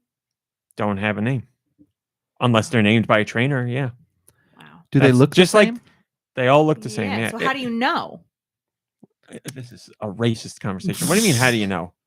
They are either a wild Pikachu or the trainer's like, this is my Pikachu. Pikachu. But like when I go to Target, If you're Ash, yes. I mean like when I go to Target to buy a toy. It doesn't have a name. It's just a Pikachu. But what if it says The Pikachu? name? Then what do you mean? That's what it is. It's a Pikachu. Why are you asking me this? All right. It's like I said, if you go pick up like a German Shepherd stuffed animal and it says German Shepherd on it, then the dog doesn't have a name. It's a German Shepherd. So it would have to say Ash's Pikachu. So Yes, you didn't- then you know it's Ash's Pikachu, who he named Pikachu because, like I said, because they wanted people to know the name of the Pokemon, but also because Ash didn't Right. have an original bone in his body. Speaking of bone in his body, Ash's mom had Mr. Mime's bone in her body. Everybody says it was Professor Oak and Ash's mom, but come on, it's Mr. Mime. That lady doesn't have any kids Mr. at home. Mime. She's not doing anything. Does she need somebody? Does she need a Mr. Mime to come in and clean the house? No, she needs them to clean the cobwebs off. Aw. Ash, honey, I'd like you to meet Mommy's new friend, Mr. Mime. Mr. Mime. He's my Why? live-in housekeeper. Yeah, so what? She You said- can't be a lady of leisure? You can. That's fine, but I think she's. Why is there no Mr. Mr. Lime? George is Mr. Lime. Wow. Mr. Lime. Yeah. She had sex with him at least once. She probably regretted it afterwards, and she was like, "I can't let anybody You know this know all secret, this. so he's got to stay there because I watched a cartoon. It's there. We went It's to all the, there. We went Maybe to the I first should start movie, watching too. this cartoon. Sounds pretty hot. We did. I skipped detention in high school to go see the Pokemon movie with Mom Brain. I Oh mean, wow, that's right. I went with you to see the Pokemon movie. Like, it wasn't like The you- honor was yours. Yes, yes. And there was a very long line. And I remember being like, wow, Pokemon's like really were dressed popular. up. Did that have Ash in it? Yes. All So- the movies have Ash in them. So now there's more than one movie. There's It's been a all right. movie It's okay. every year. Really? Yes. Woo. All right. Every single year of the anime, there has been an accompanying movie. I should have bought Pokemon stock 25 years ago. Well, it's not too late. I've heard it's quite popular. It's still quite popular. We'll see. We're going to do this for fun. The first movie was great. I've seen a handful of the other movies, but first movie was great. Man, Is that the cried one in where that movie Pikachu theater. cries? That he cried, I cried, everybody cried because it's about them not wanting to fight each other, and they're like, "Why are we Oh, fighting?" yeah. And the thing, like, Why the, must like, we fight? Pikachu. Oh, Smacking yeah, each other, like, yeah. Energy so bad. spent. They're smacking each other, and Ash is crying. Yeah. Okay, so we are going to do this because I'm sure it will annoy people. Pokemon, the first movie. What's the name of the first movie? Pokemon the movie 2000, which came out in 1999. Okay. Story checks Pokemon out. 3, the movie. Spell of the unknown. Well, how are you supposed to say that? Pokemon the Magnet, guys. And the first one is the one that you two saw in the theater Yes. together? Pokemon Forever, the number 4. Oh, that's brilliant. Celebi, Voice of the Forest. Pokemon Heroes, Latios and Latias. Jirachi, Wishmaker. Destiny, Deoxys. Lucario and the Mystery of Mew. Well, Pokemon Ranger and the Temple of the Sea. okay, now we're back to the movies. Gotcha. These are all the movies so No, far. no, you didn't say Pokemon for the other ones. They don't all start with Pokemon. I As a don't matter understand. of fact, no more start with Pokemon. So people went to see these movies and they didn't know it was a Pokemon movie. How pissed would they be in the theater watching this and be like, "This is a Pokemon movie? I thought I was going to learn about." Name one of them. A Pokemon? Well, one of them was- Zoroark? Yeah, I thought I was going to learn. Do we have canon for where Detective Pikachu falls into this? I'm just struggling, man. The Rise of Darkrai, Giratina and the Sky Warrior, Arceus and the Jewel of Life. I think the Pokemon the movie is the unspoken part at this point. Like, it's Pokemon the movie, then the title. Okay, cool. Arceus and the Jewel of Life, Zoroark, Master Evolutions, White, Victini and Zekrom, Black, Victini and Reshiram, Kyurem versus the Sword of Justice, These were all in theaters. Like these were Genesect legit. and the Legend Awakened. Yep. Diancie and the Cocoon of Destruction, Hoopa and the Clash of Ages, Volcanion and the Mechanical Marvel. Pokemon, I choose you. I don't know why you stopped seeing these movies. It's weird because they all sound so compelling. The Power of Us, Mewtwo Strikes Back, Evolution, Secrets of the Jungle. And then there was also Detective Pikachu, which was not related, but a Pokemon movie. And that's the only one I saw bits of. So that is as of 2020. And obviously they stopped doing movies because now we know they are transitioning to a whole new series of Pokemon. whole new series. And the pandemic as well, obviously. Yes. The last movie that came out was delayed due to the pandemic, and then the pandemic ruined everything. But now we got a whole new series, so get ready. There you go, everybody. That's your top stories. We've learned so much about Pokemon today. Mom Brain, what have you been playing? Yeah, we're gonna quiz you next week. I especially learned a lot. I'll forget it all. But This cartoon series has been going for 25 years, and I didn't know anything about it. it's pathetic. Pathetic. I did play one game this week, and it is the game that I made. We've been we've been doing coding in class this week, and so I coded a game using the Microsoft, whatever their website is that you can like learn coding through. Sure. And I made This is with your kids at school? Or? Yeah. Was that for me to get closer? Yeah. Okay. So one of the tutorials I think is like chase the pizza or catch the pizza, something like that. So Chase the pizza. Chase the goodness of the pizza. Yeah. So the kids know that I very much dislike ham. So instead of pizza, you're chasing a ham. And I made a little character wearing a purple baseball cap and purple shoes. And you just move around the screen and you have to touch the ham. It's very exciting. Nice. It's very exciting. It went over well. So Is it ham called touch. Touch the ham or ham touch? No, I left it as pizza because there's also been a resurgence of interest in Rickrolling. So I wanted it to be like I was Rickrolling them. Oh, they nice. thought it was a pizza. Ham but rolling. Instead, it was a ham. Yep. It's great. Sounds pretty good. So that's what I played. Kirby. I know you have something to talk about. Right. So yeah, the only game I played this week was Vampire Survivors. Vampire Survivors. Which you two were discussing last time I was on the show. And so earlier this week I was reading like a random article of like the some publications like list of the best games of the year. And Vampire Survivors was on it. Not only that, but they actually wrote Vampire Survivors, and I quote, might be one of the best games of the year. And that's also how I found out that there was a mobile version. Mm-hmm. So I was like, okay, I'll give this a try. And I think I had like the exact same like initial reaction as you did too.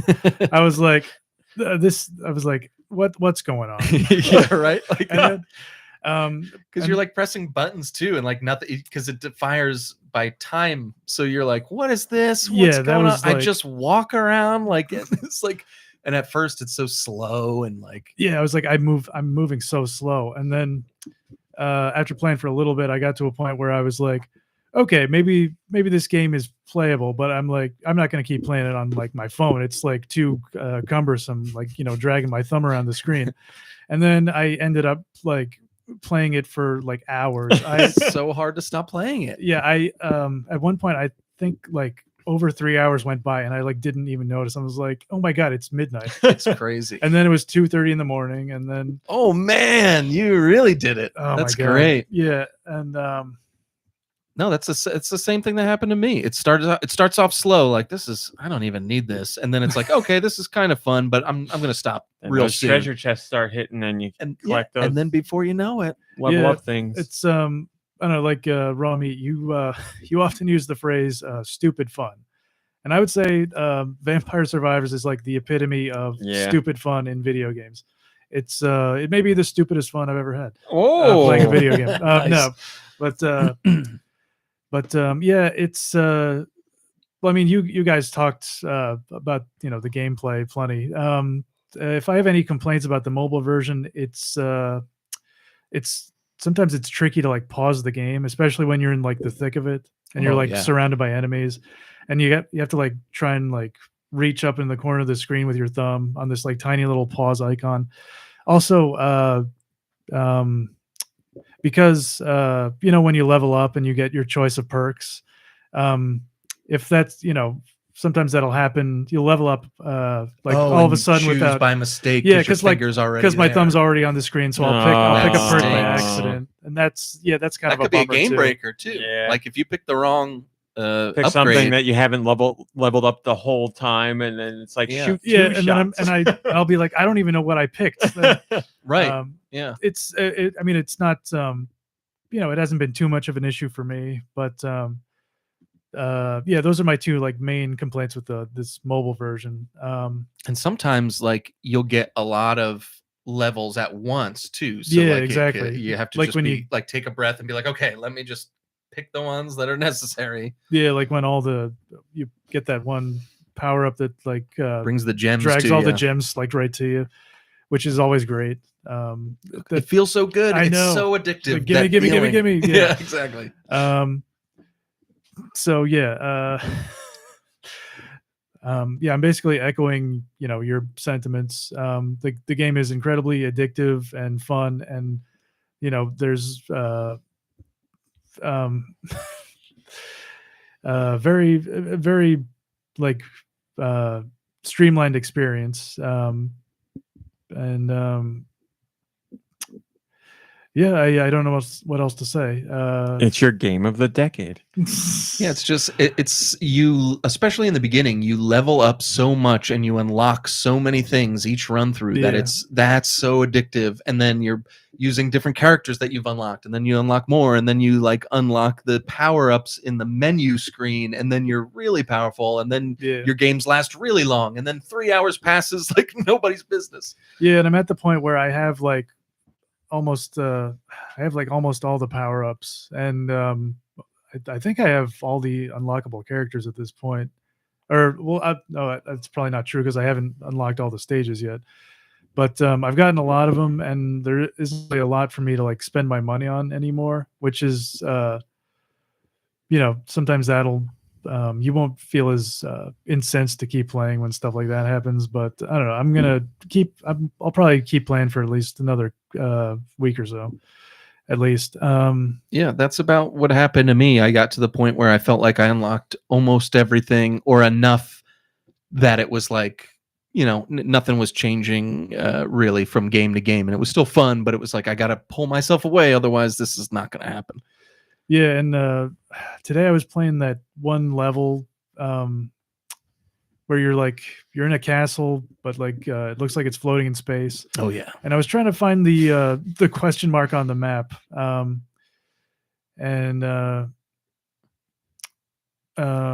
Is it like a gallows tower? Yes. Yeah. So you got to spoilers.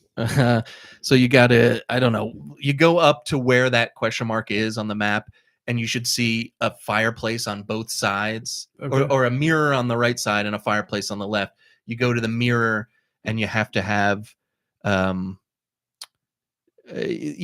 like two of the items. You pick up like, I forget what it is. It's like a ring or so. You pick up a ring and it like tells you half of a like a riddle, and then the other ring tells you the other half. You didn't see that? You must have seen those if you picked up like they're like the cape and the special items on each stage that like give you the. Have you played this game? I might not have gotten the He is offended that you don't know it as well as here's the thing. I'm not explaining it well at all. In his defense, it's probably not a ring. I just started playing this level like recently. Oh, okay. So. Yeah. So I was just like going straight for this question mark. There's something with that mirror. Go look at the mirror and try to do something, and if it doesn't let you do something, then you need to get an item in that level. Okay. 8-bit Lego says, I got the secret mirror without the hidden items. That's another thing. So maybe it's just the mirror. Okay. The mirror. Well, that's another thing to mention is it took me a really long time to realize you're actually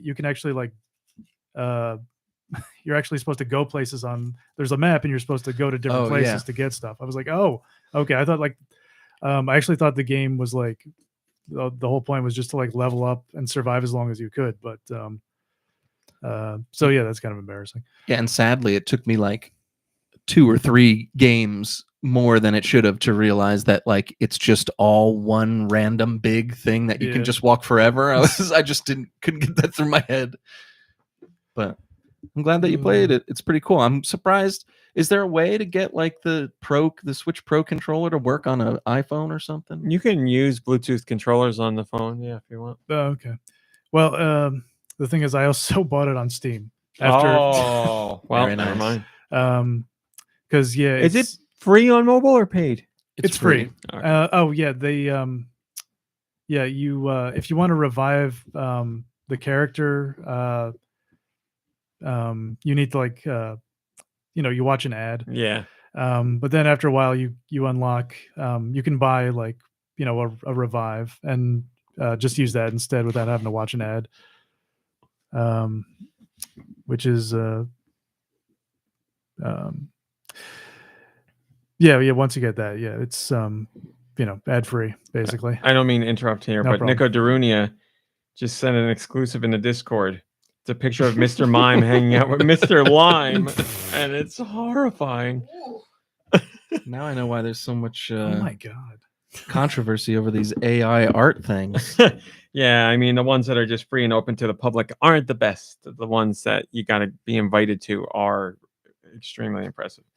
Well, that's Vampire Survivors. You have more to say, or is that it? No, I think I've covered everything. And that's all I played. So. All right. Do Played some Fortnite with the boys. Fortnite. It's still pretty fun. Fortnite. Played some more Final Fantasy 9. It's going well. I'm probably about 20 hours in at the moment. Coming up close on what the end of Disc 2 would be, as far as I can tell. But still enjoying it. It's good. Yeah, I don't know what else to really say about it. I'm gonna keep playing it, and I'm Spoiler alert, feeling it's not motivated. the Final Fantasy. Yeah. Well, in a way, it almost is. It's the last Final Fantasy of that kind of era, mhm. but yeah, it's good. I'm glad I'm playing it. At this point, I'm so far past where I was back in college when I was playing it on like a friend's borrowed disc back then. Hi, So Blood Ocean. Fluffernutter wants to know what's your favorite character. Who's your favorite character, do? so far, I like Vivi. He's the black mage. He's BB Mega Boo Boo. real innocent, doesn't quite know his true potential, but is a genuine person, and you feel for them. So I Fluffernutter says Vivi is the man. yeah, cool. I really like Vivi, and I just hope things work out for him, because like so far it's kind of like a sad story. He's like trying to find where he belongs, and I think a lot of us can relate to that in some ways sometimes. But so I would say Vivi right now is my favorite. But there's I know there's at least one character that I haven't unlocked yet, according to the box art. There's like a dude with like awesome red dreadlocks that I've seen, but I haven't Malik unlocked him Halo yet. says all my homies love Vivi. Yeah, cool. So I'm in good company then. But yeah, and I mean, I could go in depth too with some stuff, but I don't think it's really necessary. So enjoying it, and I'm gonna try to keep pushing through. I got Final Fantasy Crisis Core Reunion on the PlayStation 5, and I played just the opening chapter of that just to kind of check it out, because I didn't want to. First of all, I didn't want to play two different Final Fantasy games at once. So I figure I'll leave playing Final Fantasy Crisis Core Reunion for maybe next year. But like, I did play the first chapter. It looks really good. Here's the thing. I don't remember what it looked like on the PSP, because it looks markedly better. Like, they've redone a whole bunch of stuff. They're using a lot of assets from the remake. So like, it looks really good, but it doesn't look as good as the remake. So I mean, the graphics shouldn't even be the most important thing about it. But for me, I was just kind of like, it looks okay, and the dialogue is way cheesier and worse than I remember. The voice acting is way worse than I remember. And what I did is I even put it on Japanese with the English subtitles. And I've never, and you probably have, because you have an ear to it and you've watched anime a bunch.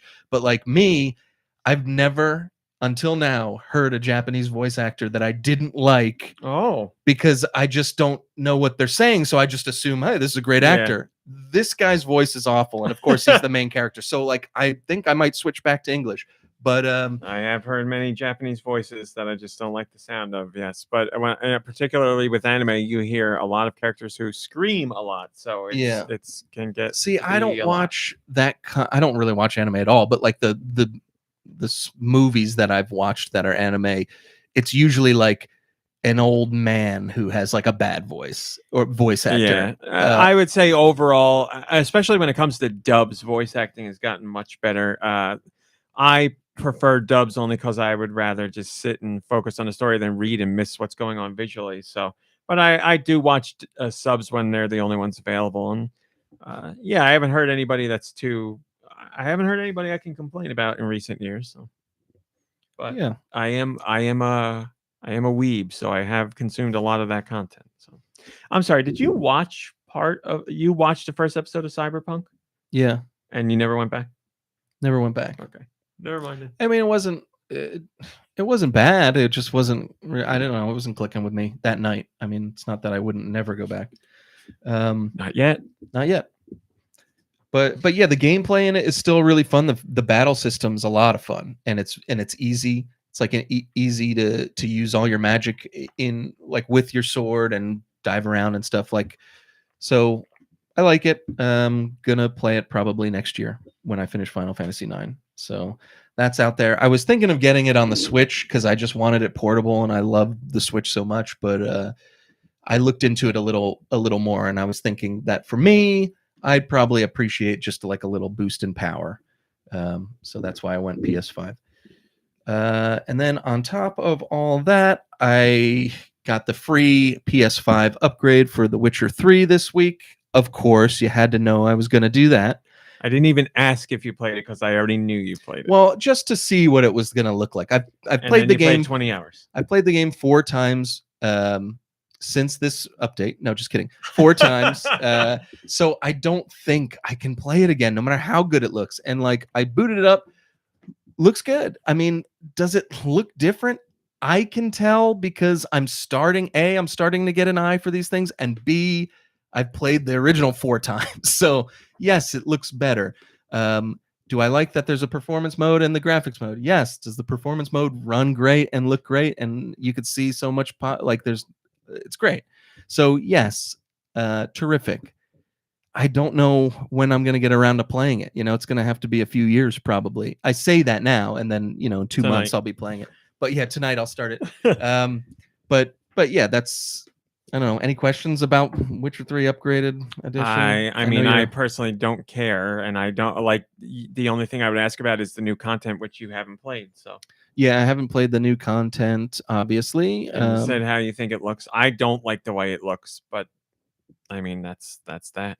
I mean, a little too shiny for you. Yeah, like everybody's shinier. Like I can't. I feel like when we get games that do these visual modes, it's just everybody's shinier, and we lose a lot of the character from before. So that's my thing. Well, they did. I sent you that little silly video I made where they switched like the menu screen of Geralt, and it's a different artistic rendition of Geralt, and that's the rendition we're gonna have from now on, and it looks a little different than the original. It does. And I mean different as in it doesn't look like the same person. Different. Yeah, it looks weird. But in the game, he looks the same. He is a little bit shinier. I was playing on. I tried both modes, but I put it on performance mode, and that made the shininess less. Yeah. Less shiny, faster, more frames, less shiny. But I have to say, like the mode that the graphics mode was the 60 frames per second mode, I think. So then, what's performance? 120. Performance is 30, but everything's like not like performance. You got it. Performance is the higher frames. Okay, definitely, because it performs better. Interesting. Okay. Well, then graphics mode is better graphics. Performance mode is more frames. Well, it when I was on the graphics mode, it was shinier and it looked 60 frames per second and it was choppier. And when I was on performance mode, it ran well, but it looked like 30 frames per second. That's crazy. So performance mode or graphics mode running 60 frames per second could certainly be the case. And you said it was choppier. So you could have 60 frames per second, not steady with better graphics. Performance mode would not be 30 frames per second. It's got to be 60 at least. Well, let's take a look. I got the press release. Yeah, I don't know what I'm ever talking about, but I could have sworn that I played on performance mode because I think about you and you'd rather it perform better than be graphically nice, right? So I was like, let me play. So I was like, let me play on performance mode. And that's what I did. And I was like, oh, it's, it looks like the old game, but it's smooth and there's no like pop in or anything. Whereas when I switched to graphics mode, it was shiny. It looked like 60 frames per second. And there were like some assets that didn't load until you got closer. I'm reading about it right now just to get you the specifics. Yeah, but I don't know. Whatever. Here's the thing: if you haven't played Witcher 3, then play it, and if you have, then you know what to expect. Performance mode targets 60 frames per second. Ray tracing mode, so graphics mode, targets 30 frames per second. Numbers.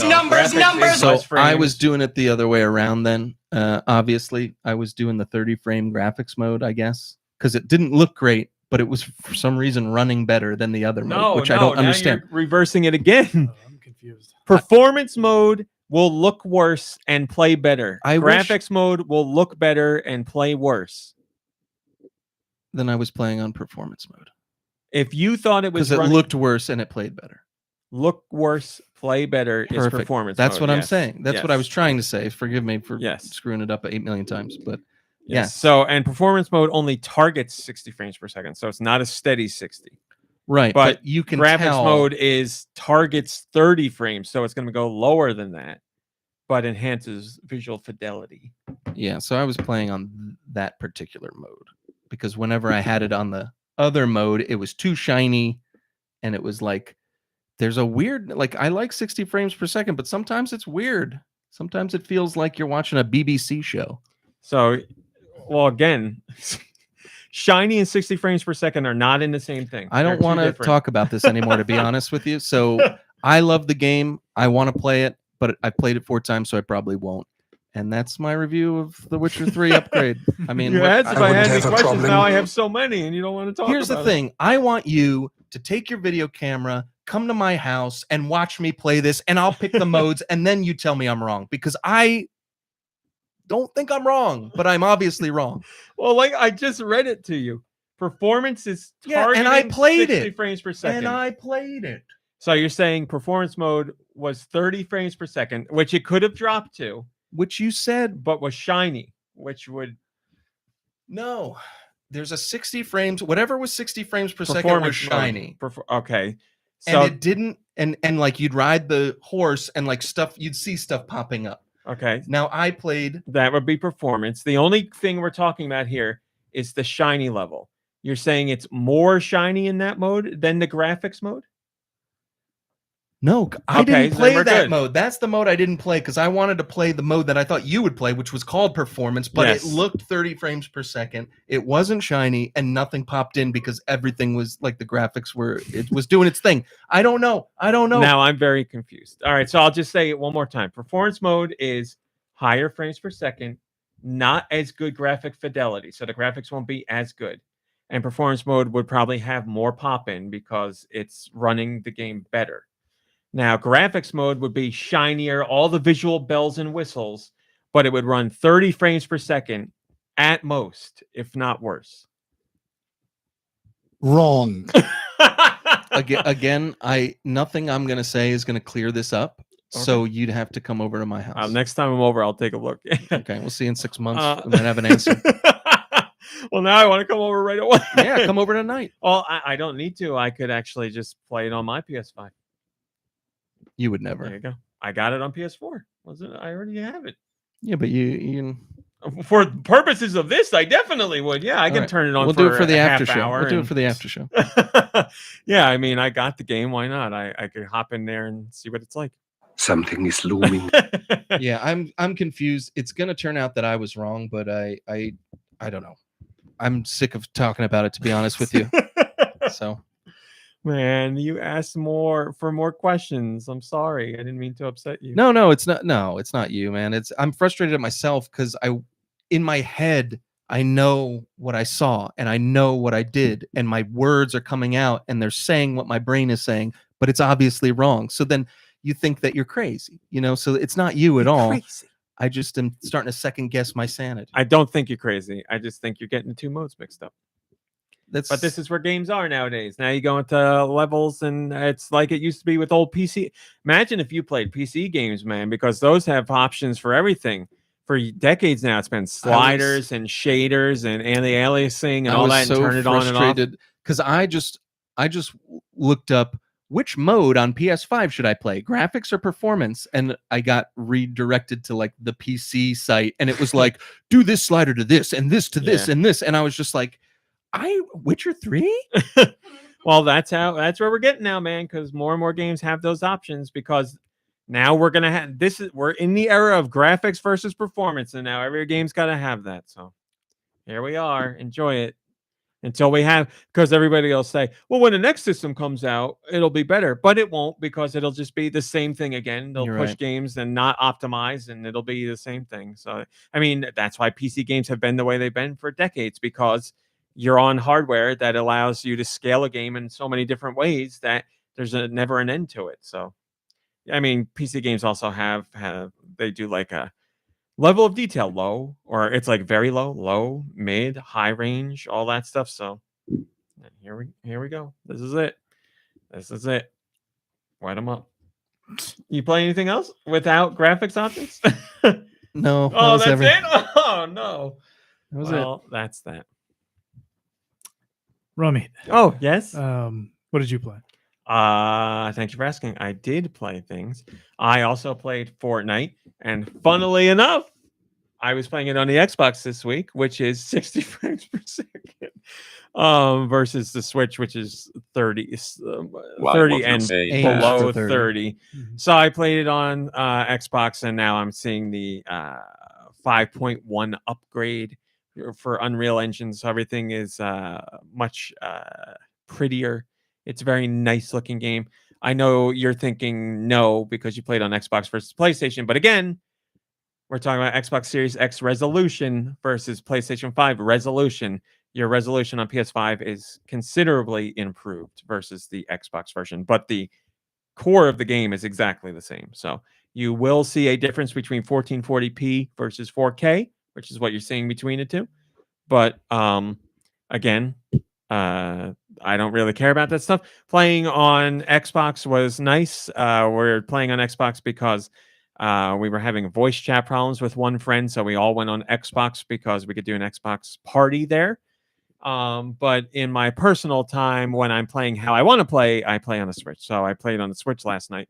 And obviously that is not 60 frames per second and nowhere near as nice looking, but I don't care about any of that stuff. So I played last night, and they've added in the My Hero Academia content, which I've been very excited about. I love Spider-Gwen, and I love her just a bit more to hang on to that skin, but I want the All Might skin really bad. I almost bought it, but I couldn't betray Spider-Gwen.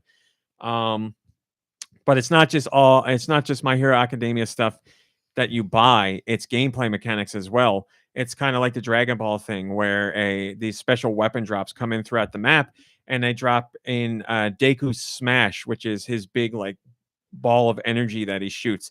So you grab that, you get 3 shots of that, you jump in the air and you scream and you shoot this giant orb across the map that destroys people if it hits them, or destroys entire buildings or whatever. It's fantastic. So that's a ton of fun. Plus, I'm a huge fan. Listen, I'm a huge fan of Fortnite. I'm a huge fan of My Hero Academia. So I'm in heaven right now. These things aren't going to last forever, but it's nice to see the characters run around. And plenty of people were buying the My Hero Academia skin. So there was All Might and Deku and everybody else running around in there. So it was really cool to see. I like seeing that stuff. So that's part of the fun of Fortnite. Notice me, senpai. Notice me. And I did buy the All Might emote with him putting his hands on his hips and laughing, because how could I not buy that? So I have that. But yes, loving Fortnite, really enjoying this new season. The hammer is great. Now I got the Deku Smash to go with it. It's a blast. I love it. And I only played one other thing this week. I spent my entire time playing God of War because I said I'm going to try God of War again. 2018. 2018. Thank you for the clarification. Yes, I'm playing God of War 2018. I have gotten past where I was last time. I didn't realize how far I made it last time. I played. How much have you been playing this? You've been playing a lot. I played almost every night this week. Holy cow! From like 2 to 5 in the morning. Really? Like that. You've been going at it. It's usually when I'll do my play Fortnite with family, do some work, and then I'm free to play whatever I want. And I was like, let me do that. And I had the motivation of, let me at least get back to where I was. So that's where I only just got there this past night. But I played a lot. Like, I didn't realize how much I played the first time. Did you get to the part where they switch your weapon? You get like a different weapon? I didn't get to that part the first time I played. Okay. I got literally right before it. It's the next thing that happened to me. I didn't know that at the time. That's about where I quit. But that's where I am now. I got the new weapon and I went to, Helheim, and I did my mission in Helheim and came back. That's about what I did. And then I quit. I just was over it. So now I am 4+ years removed from my initial reaction to the game, where I said it was like Resident Evil 4. I stand by that. It's like Resident Evil 4, same kind of mechanics. That's not what I want from a God of War game. I am enjoying the game more this time because I have let go of it. I've now have realized the God of War I want is dead. And this is the God of War we're getting now because Ragnarok's out and it's the Well, same kind of thing. So You've got it with Bayonetta 3. You haven't played that yet. no, Bayonetta, they're not the same. Like God of War was about like a ridiculous amount of enemies all the time, and over the top gore and craziness, like and lots of no quick time story, events. Crazy like finishing moves. Yeah, and- the story was like he's Kratos and his dad is whatever the other god, and boy do they hate each other. Go kill things. That was God of War. Now it's like I'm a daddy and my son, and like I know he had kids in other games, but like I said, literally one of the other God of Wars is a mini game where you push your daughter off of your leg, like you have to mash the button to push her away from you. Now it's like boy this, boy that. I'm a sentimental Kratos. Like I want this from God of War. Drives me nuts. But gameplay wise, yeah, it's not God of War for me, but I am enjoying the game more this time because again, my the past is dead. Kill it. It's all God of War is dead. I don't know whatever. This is God of War from now on. I liked it. So I mean, yeah, I'm in the minority here, but yeah, I'm enjoying it more. I am enjoying the story. Like the characters are interesting. Minus Kratos, just because I'm so connected to how Kratos used to be. It's just annoying for me now. But everybody else is fine. The AI for the kid is really good. He doesn't get annoying or ever get in your way, so that's great. It's like what's her face in BioShock? She was a great companion. She never gets in your way. She doesn't cause problems. So that's great. Yeah, I'm enjoying it more this time. I'm going to see it through to the end, but it was nice to get his old blades back. That's fun, but yeah, I just feel like it's missing it's not, I shouldn't say it's missing because it's an evolution of what God of War was. I just don't think it's evolved into something new or interesting. I think it's just evolved into a different genre. Like it's evolved into a Resident Evil 4, 5, or 6. I feel like Daddy Joel, Daddy Kratos. That's what it's like. Like I feel like there's so many weapons or so many upgrades you can get for weapons, like so many extra moves and everything, and you don't need like any of them. Like all you need is throw your axe at somebody or throw your blades at somebody. That's all I do the whole time. Is like, why would I do any other move when they don't even have to get close to me? I just bloop, throw it at them, catch it, bloop, throw it at them, catch it, and that's what happens the whole time. Like I don't like, why do I need all these? I haven't found any situation where I need anything else other than when there's an enemy that dodges out of the way because you can't throw at him. And then like you sit there and he runs at you and he goes to attack. You hit once with your shield and he's stunned and then you throw at him. Like it's the same thing over and over again. But I don't know. You know what still annoys me more? And I forgot that it annoyed me and I forgot that it was a thing. And then as soon as I started this game, I was like, oh yeah, this stupid thing. When Kratos punches through a treasure chest, it's so dumb. It's so dumb. Why would I open it up? Like, you're so aggro to punch through the top of a treasure. Like, well, in the old games, when you like open or something. Yes, that makes sense. Because you don't want to bend over. Because the old game all about that. Now it's not like that. Yes, that makes sense. Because you don't want to bend over. Because the old game all about that. Now it's not like that. Now it's just all this and kind of arcadey. Yes. Whereas this is like realistic in a way where it's kind of like you wouldn't be punching through a chest. Yeah, like in the old games you see and you're like, this is so stupid, like fun, stupid. Here it doesn't fit at all with any of that. It's just why not punch through every treasure chest? Why do we take the lids off some and punch through others? Because stone's too strong for Kratos? Oh, I'm sorry. He lifted up a whole island in this game. He can't punch through a stone treasure chest that's 2 inches thick. Like, it needs to make sense for me. It doesn't make any sense. Punch through all of them or don't punch through any of them. Well, that's one of those things that, I mean, a lot of people can enjoy this game, a lot of different people, but I just feel like it's been taken over by those aggro manlets or what are they called, the manosphere or whatever. The like manosphere. I feel like it's like all manosphere tough guys that love God of War, and it's but just they like, can't because he's so sentimental in this. So it's like the dichotomy. I don't know either. Maybe because he's like that, they can accept him. Doesn't matter. He He looks like the Liver King, Kratos King. You know what? I got a lot of complaints about treasure chests. When you go up to the treasure chests that have the masks on them, and your little wiener son runs over and stabs them with the knife. Why does he do that? Is that ever explained? Is that how they open? It's been a while. Yeah, he open like there's a little wooden mask. The son runs up and stabs him in the face. Then Kratos opens it. Why? I have no explanation. Yeah, what's stopping Kratos from breaking that? Like That's he breaks never the been others? explained. I don't know if it's going to be explained. Never explained. I think you just have such a distaste for children that. No, I already said the kid is fine. He The also kid said is he's a good- wiener. Yeah. Well, he is a wiener. The kid's dying. He's coughing up blood. Come on, he's a little wiener kid. I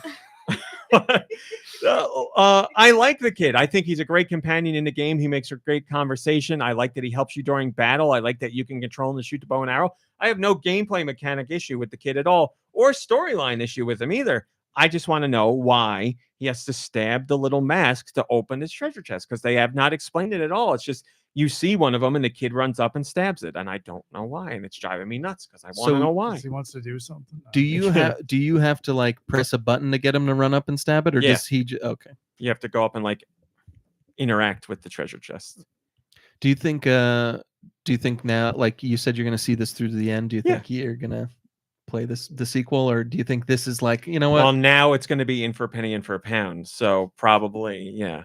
I'm not going to rush to do it. I'm going to take a break in between, but yeah, because I am at least enjoying it enough this time to. I'm interested in the story. I want to see where the story goes, and I'm not disliking the game as much as I did last time, because now I went in with the disappointment, so I wasn't further disappointed.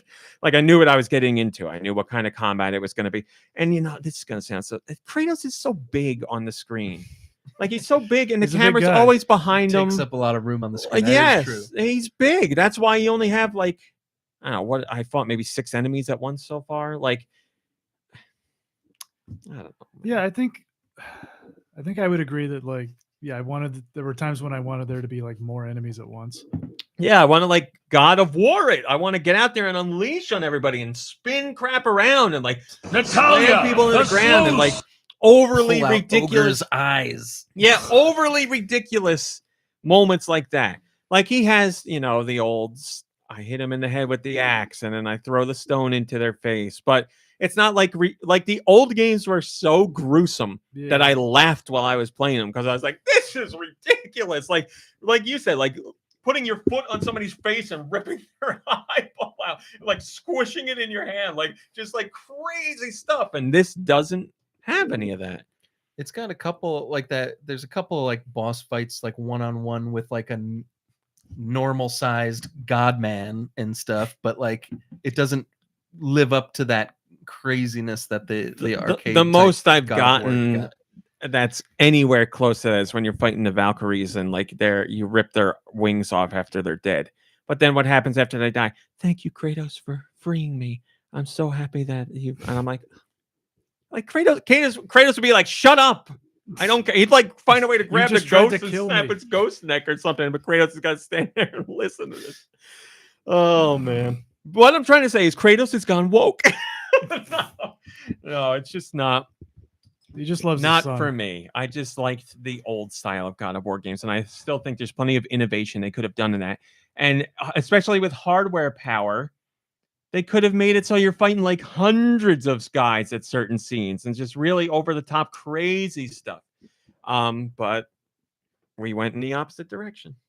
I mean, look, Ragnarok is the fastest selling Sony game ever, so it's working for him. That I recognize I am in the minority, very much so, but it is just not what I want from a God of War game. Very much so, but it is just not what I want from a God of War game. And this comes from someone who has played and owns every God of War game up to this point. So I feel betrayed. Do you think if it weren't God of War and it were just a different, like if it were Daddy Joel and somebody else, it would be totally If different. it was experience for anybody you? else, if it was not a God of War, how about this? If it's a God of War spin-off, I would be fine.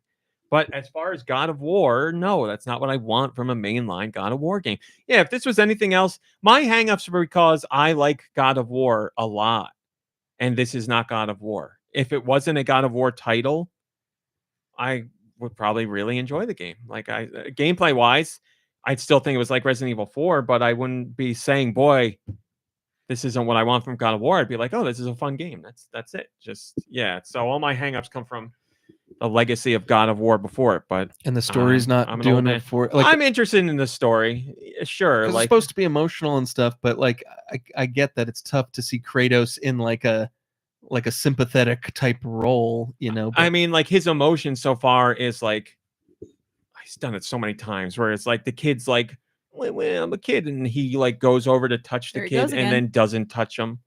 Like, how many times are we gonna? I should be a dad. Oh, I can't be a dad. Like he's done it at least 3 times so far. Not even Or he'll be close. like, we can't talk about that now. Or, boy, I come over here. Like when the kid's done. So like you're not getting any emotion from Kratos. It's all the kid. And what's her face? The witch is like, hey, you got to tell your kid he's a god and you're a god. And Kratos is like, no, I'm not gonna do that. how funny is that head that you carry around though? The head is great. Belial. That's a great part of the game. I love the voice actor. Who is it? I don't know. It's probably Troy Baker. He's great at everything.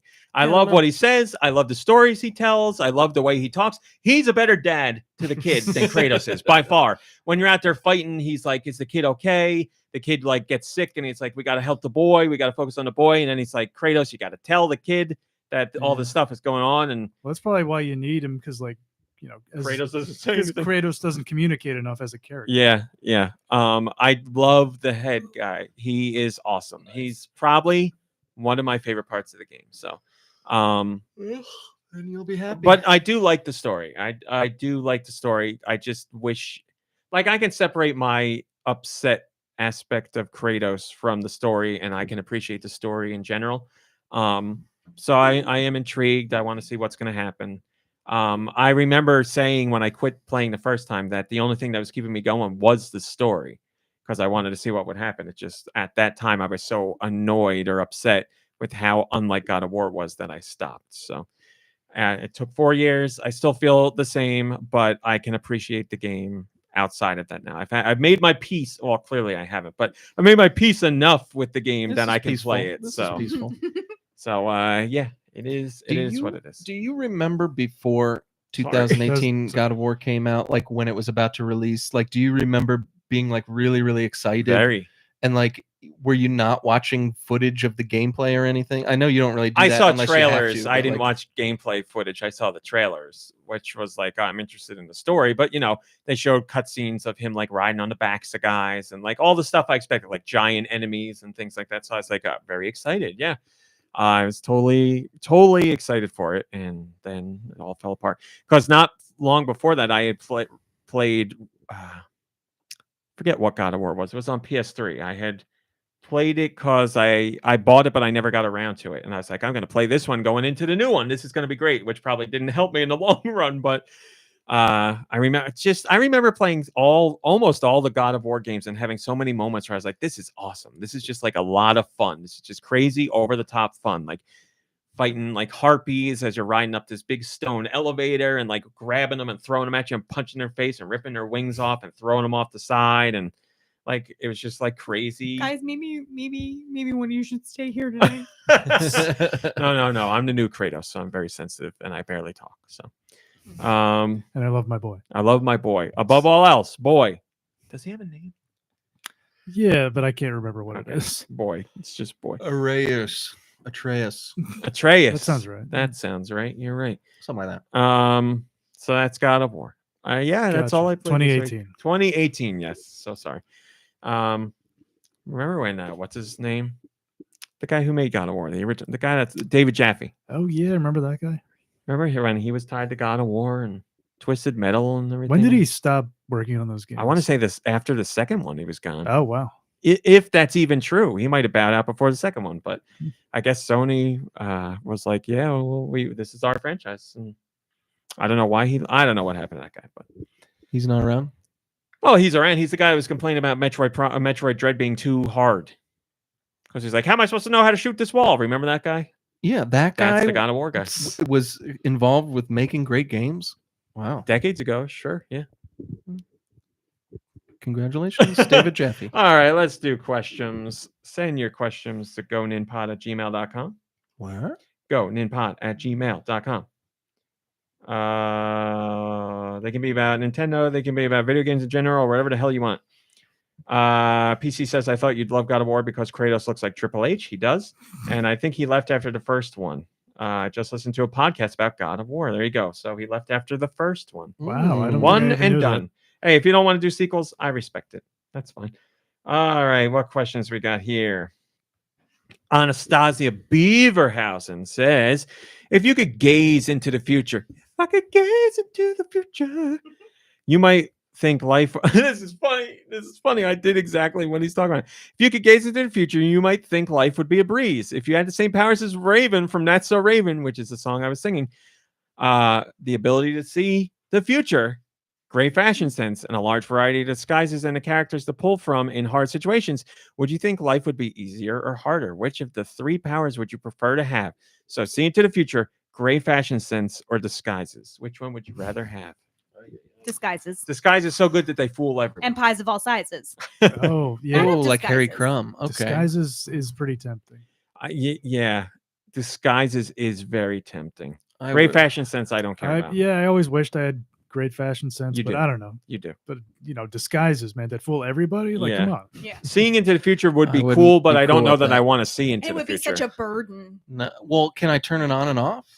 I mean, turn it on and see the stock Well, price how's and it turn work? it off and I then think- make money. I Like think that's with what I would Raven, do. so I think in That's So Raven, they just hit her. There's moments where she just sees the future. Oh, so, okay, that stinks. Yeah, then give me the other thing. Yeah. Plus, you Makes know, you don't sense. know what it's going to be. You don't know how far in the future it's going to be. So, we're all going disguises. So good that they fool everyone. And pies of all sizes. No, that's not here. You get disguise yourself as a pizza Pistachio guy now. disguisey. So that wow, definitive, unanimous answer. We all want the disguises. I Think guess about so. who you could dress up like, all the places you could go, all the things you could hide. You could from walk in right plain into the sight. White House. Yes, and steal all the secrets. could be Dark Brandon.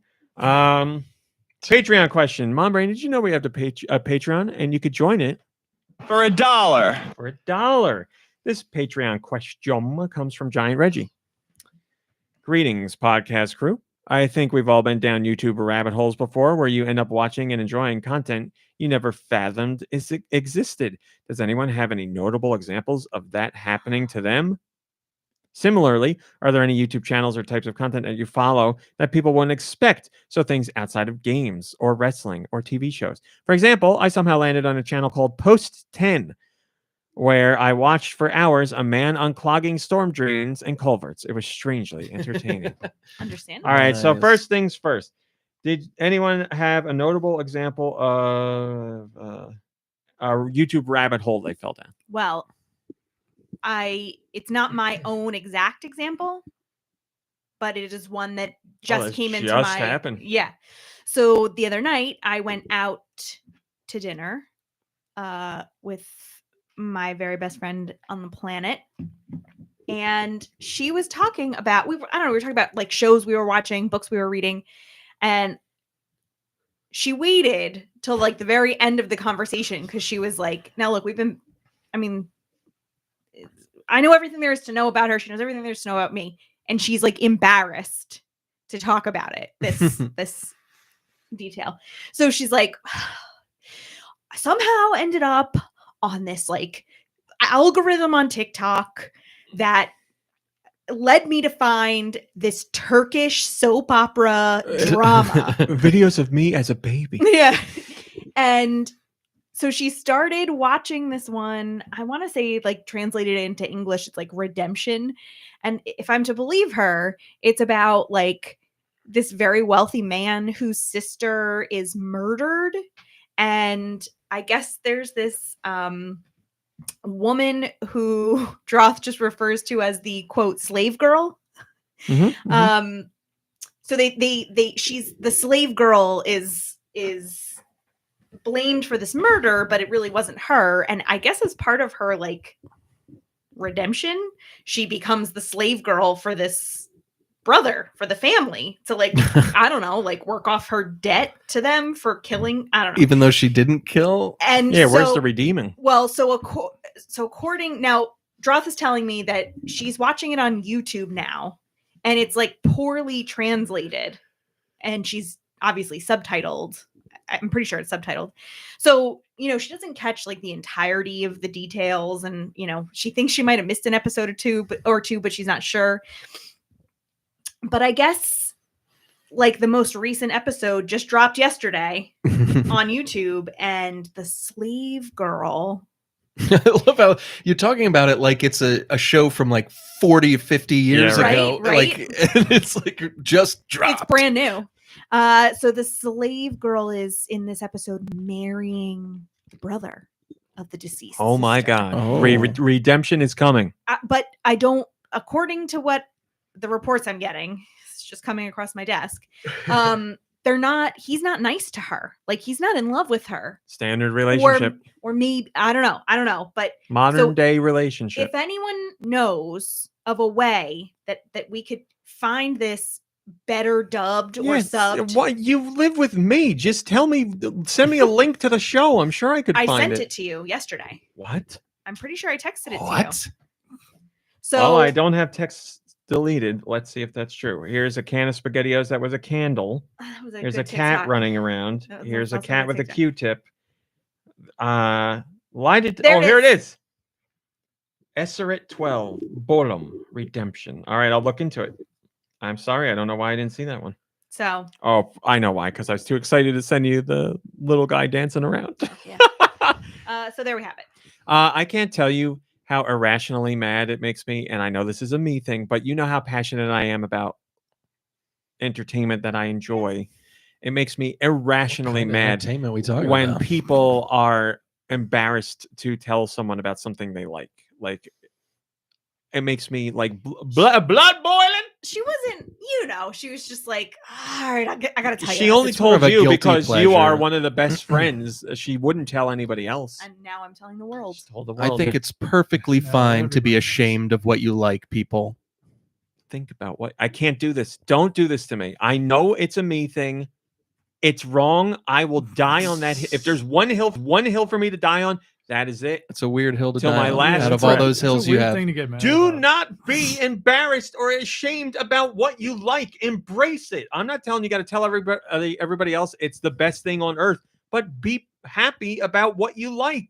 I think inside it's okay to be happy about what you like, but you don't have to bug people by telling them everything if you don't want to. It's okay to, No. to not feel It's comfortable not- telling somebody what you like But why are you uncomfortable?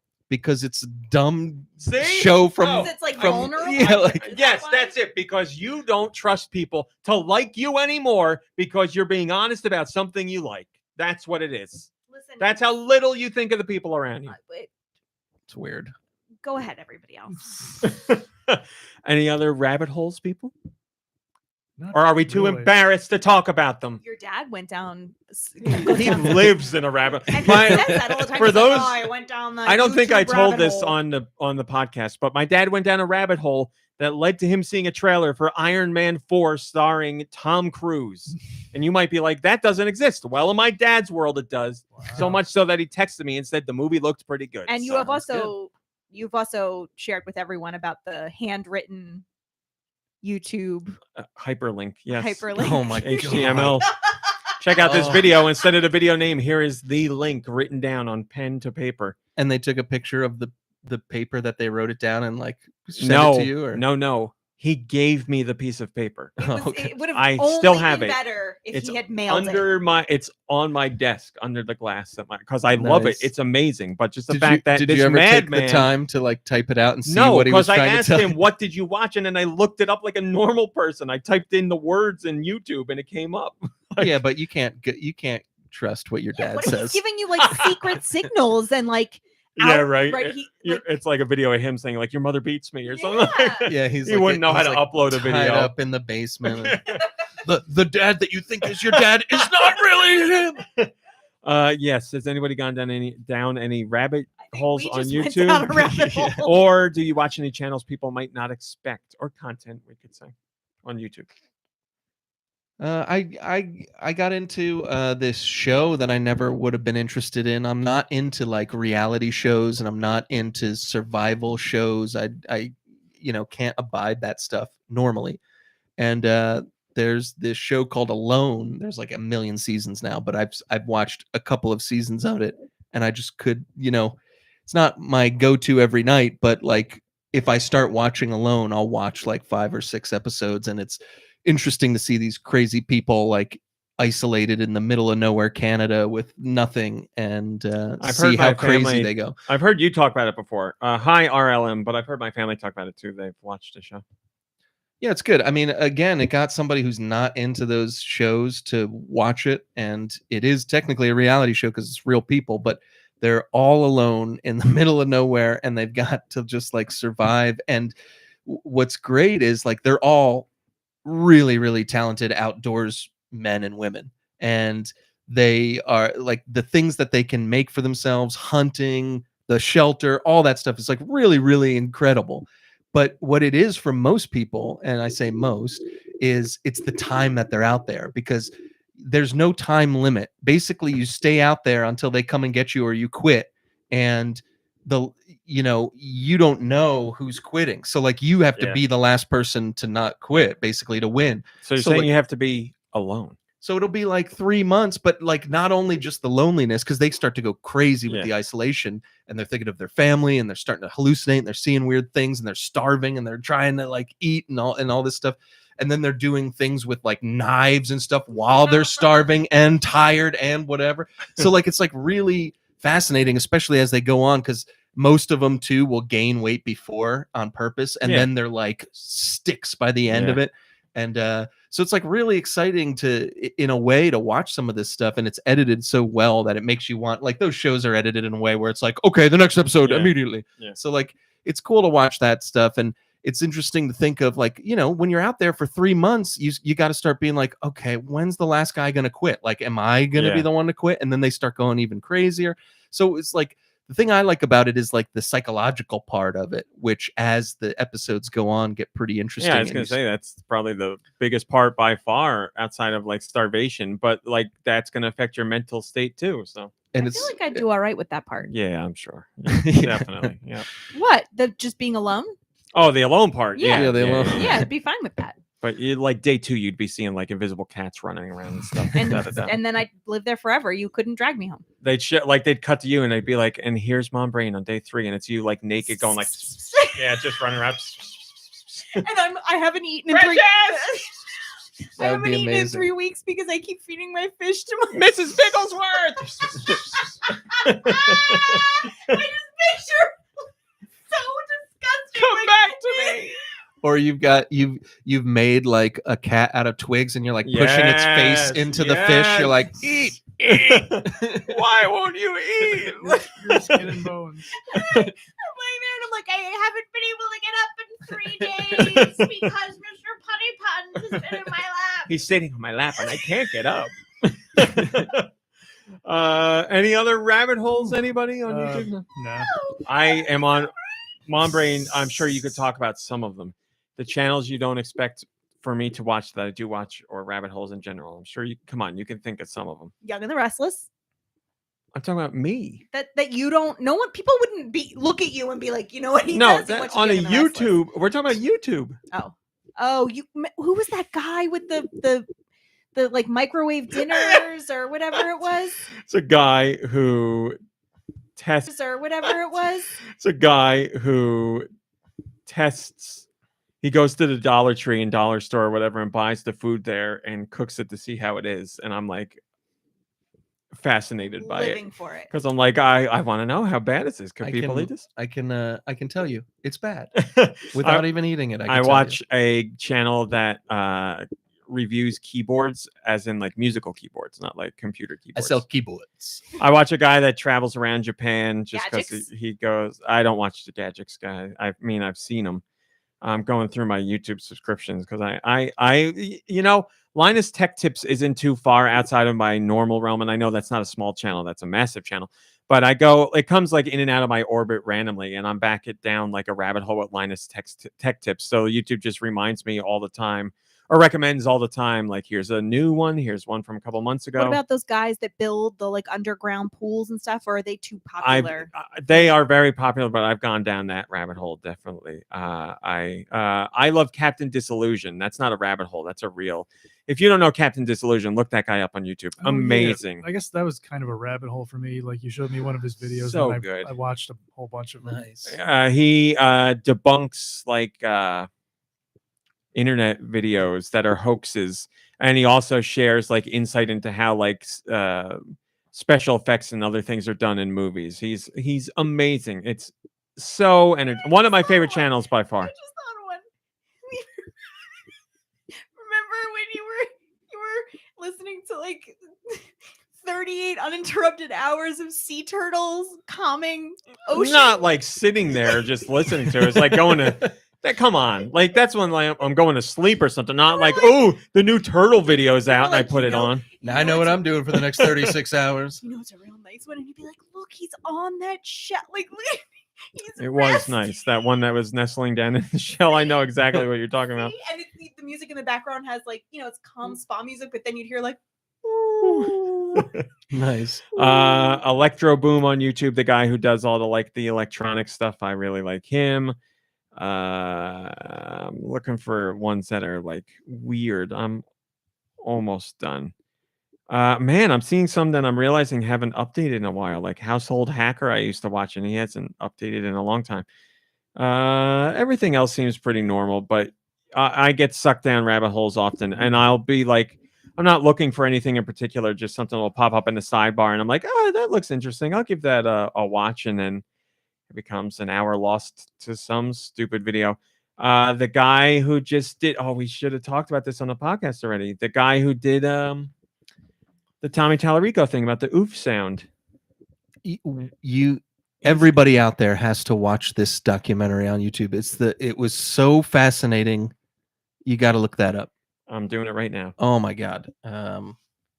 Oof sound documentary. The guy's name is H Bomber Guy, all one word, H Bomber Guy, and he's not a small channel by any means. He does amazing documentaries on YouTube, but and they don't come out too often because he takes he puts a ton of research into it, and they're like an hour and a half or 2 hours long. But his latest one is about the origins of the oof sound in Roblox, because that's been such a huge meme. And it's got taken away from the game, and it became a whole thing about who owns it. And long story short, it was Tommy Tallarico who owns it. But that is the beginning of what becomes an insane story about Tommy Tallarico. I don't want to ruin any of it. Go watch the documentary. Insane. You'll be glued to this documentary. Seriously.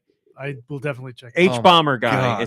I can send you a link to it. Unreal. I watch it again. I told Deux, I was like, you got to go home and watch this. He took the recommendation, and he wasn't even halfway done, and he messaged me, and he's like, this is unbelievable. What's going on here? It's incredible. Yeah. He's got a lot of other great, all of this guy's stuff is great. Just watch his channel. He's great. But yes, I love YouTube rabbit holes. I could talk about that all day and night, but we can't because we got to do music. Send your music. I got music. You want to hear it? You want to hear it? Oh. Send your music to goninpod@gmail.com. goninpod@gmail.com. Please put music in the title. Just dropped a Disney Channel's theme, A History Mystery from Defunctland. Oh, I've watched Defunctland stuff before too. about Disney, but not this one in particular. Maybe That we'll sounds have to watch interesting. it after the podcast. I also watch like a lot of game related Easter egg ones, but that's expected. Oh, you know who I watch? Guys that are popular with everybody, like Drew Gooden. His videos are fun. I particularly like his videos where he gets hi Super Sanchez. He gets ads on Instagram for all kinds of crazy products, and he buys them to see what they actually are and if they work and all that stuff. That side sleeper pillow? I really want to try it. I think he covers that in one of them. Ooh, I might need to take a look into that. All right, so this one comes from Freddie Fro. I know this. Yeah.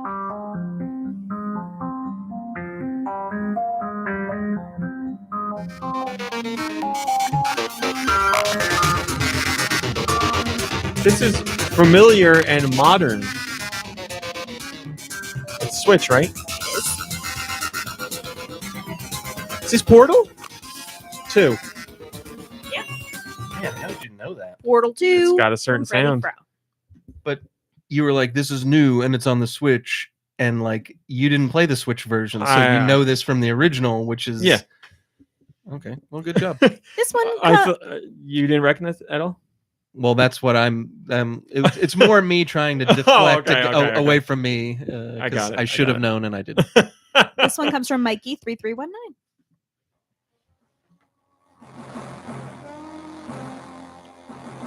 All right. So the crunchiness leads me to believe GBA. Yeah. As far as what it is, I don't know. I'm gonna say not first party. It's not. It's too crunchy for first party. All right, just Alien. No. Is it licensed? Yeah. Yeah, it's got a licensed feel.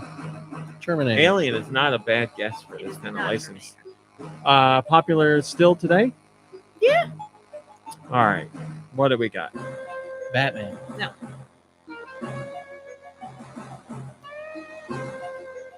That is familiar. Turtles? No.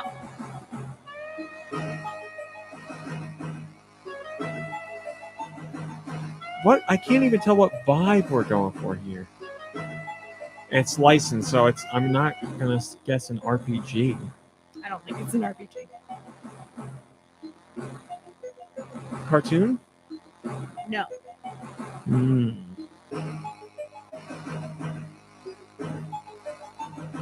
I don't know. Go ahead. Rambo. Not Rambo. Power Rangers Time Force.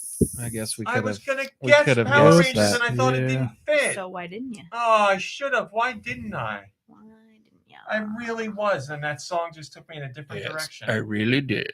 This one comes from Jess I. Rat. This has a first party feel. Sure does. Mario Kart 8 Deluxe. Mario Kart. 4.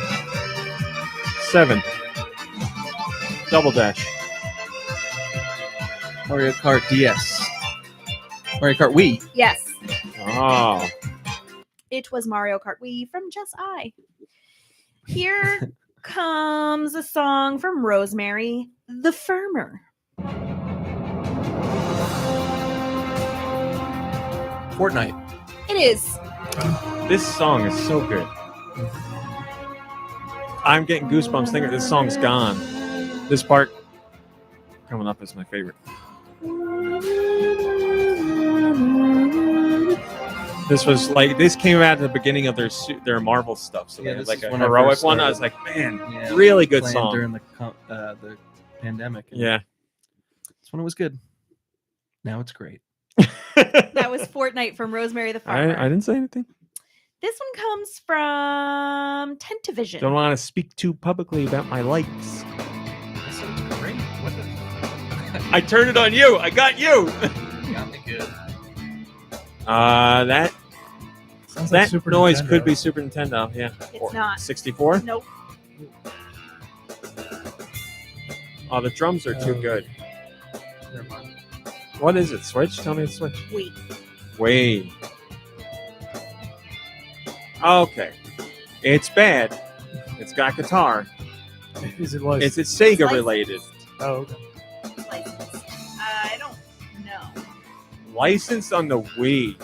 Ugh. So you know it's good. What I mean, yeah, that really doesn't narrow it down. No. Still around franchise? Brand, I should say. Yeah. Yeah. Yu-Gi-Oh. Cartoon? Yeah. Is that where it's known for a licensed Oh, cartoon? yeah, yeah. Okay. Got your beard in a twist, Mr. No. Cartoon known for, still around today. Obscure. No. Still around today. What cartoons had Wii games that are still around today? That's a tough one. Batman the Animated Series. No, she said it like it's still around, but it's not really still around. Okay. Yeah. Juju Pets. It's not another Power Rangers, is it? Ben 10.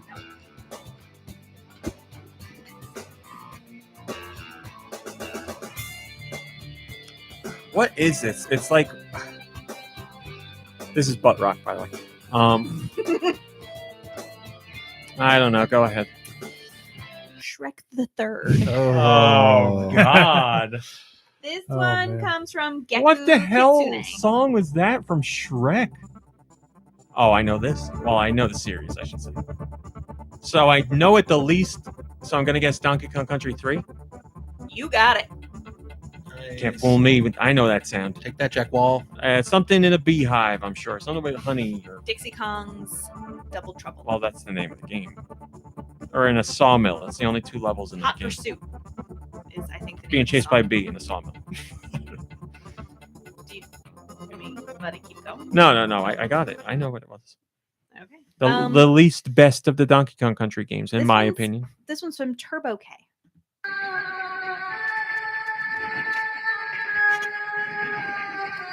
Oh, it's beautiful. Signalis. No. This is familiar. I Metroid. played it. No.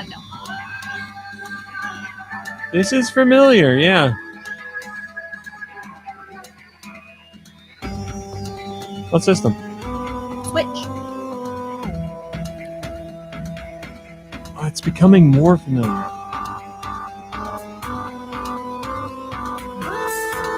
Yeah, why do I know this?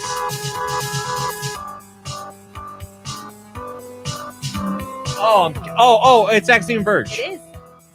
Oh, Great yeah. job. I got good, there. Good, And the good last job. song we have for this week comes from Ask Me.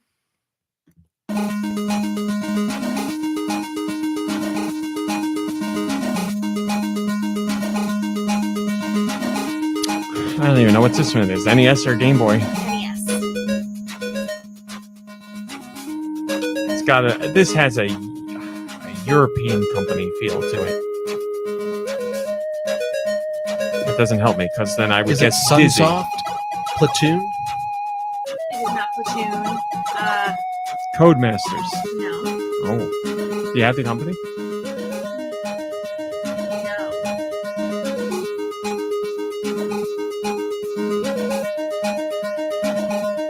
I didn't like it at first, but now I kind of like it. Yeah, now I really like it.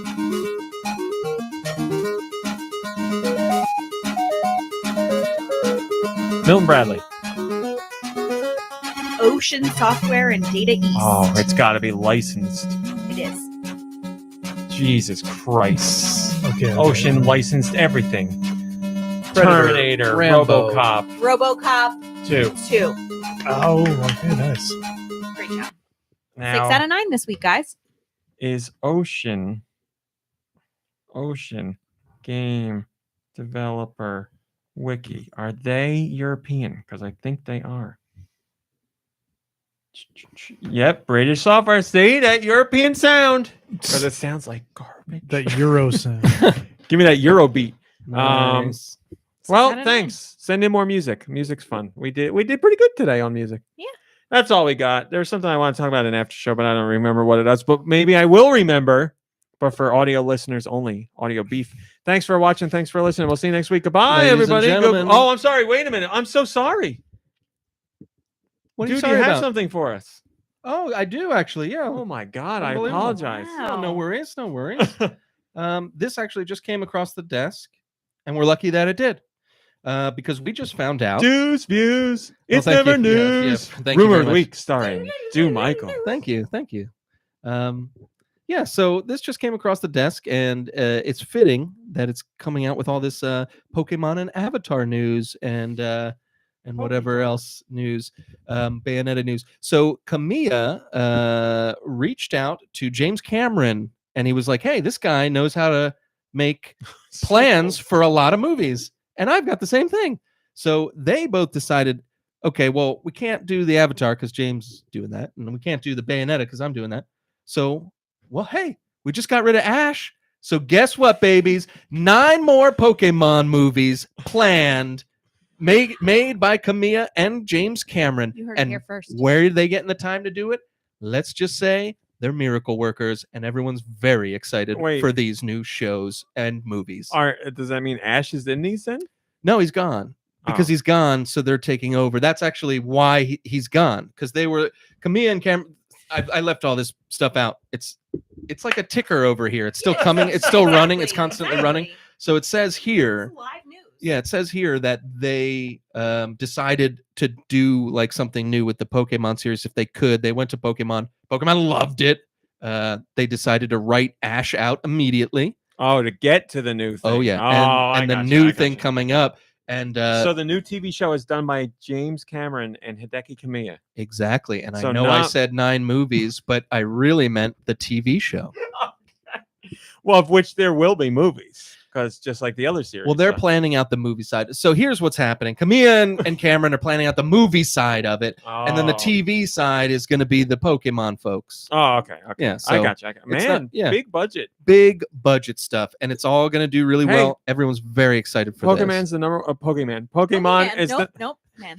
And actually, they changed the name to Pokemon All Man grown too. up. Yeah, it's still ticking through It's here. the number one brand in the world. So You know what? I think if I may, I think I'm hearing that Ash has now aged all of the years he didn't age on the show. Old so man it's Ash. Pokemon. Oh, that's exactly so what it he's is. And gotta James, be like 40. Yeah. and James Cameron wouldn't have done it unless it was Pokemon, he said. I just got something on my ticker as well. There's going to be trains in the movie. Thanks for watching. Thanks for listening. We'll see you next week. Goodbye, everybody. Bye, everybody. Goodbye. I choose you. Pikachu.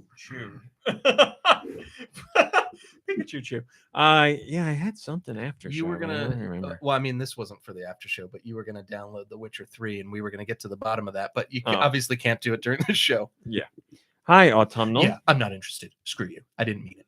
No, I didn't mean. Do you want me to download it right after?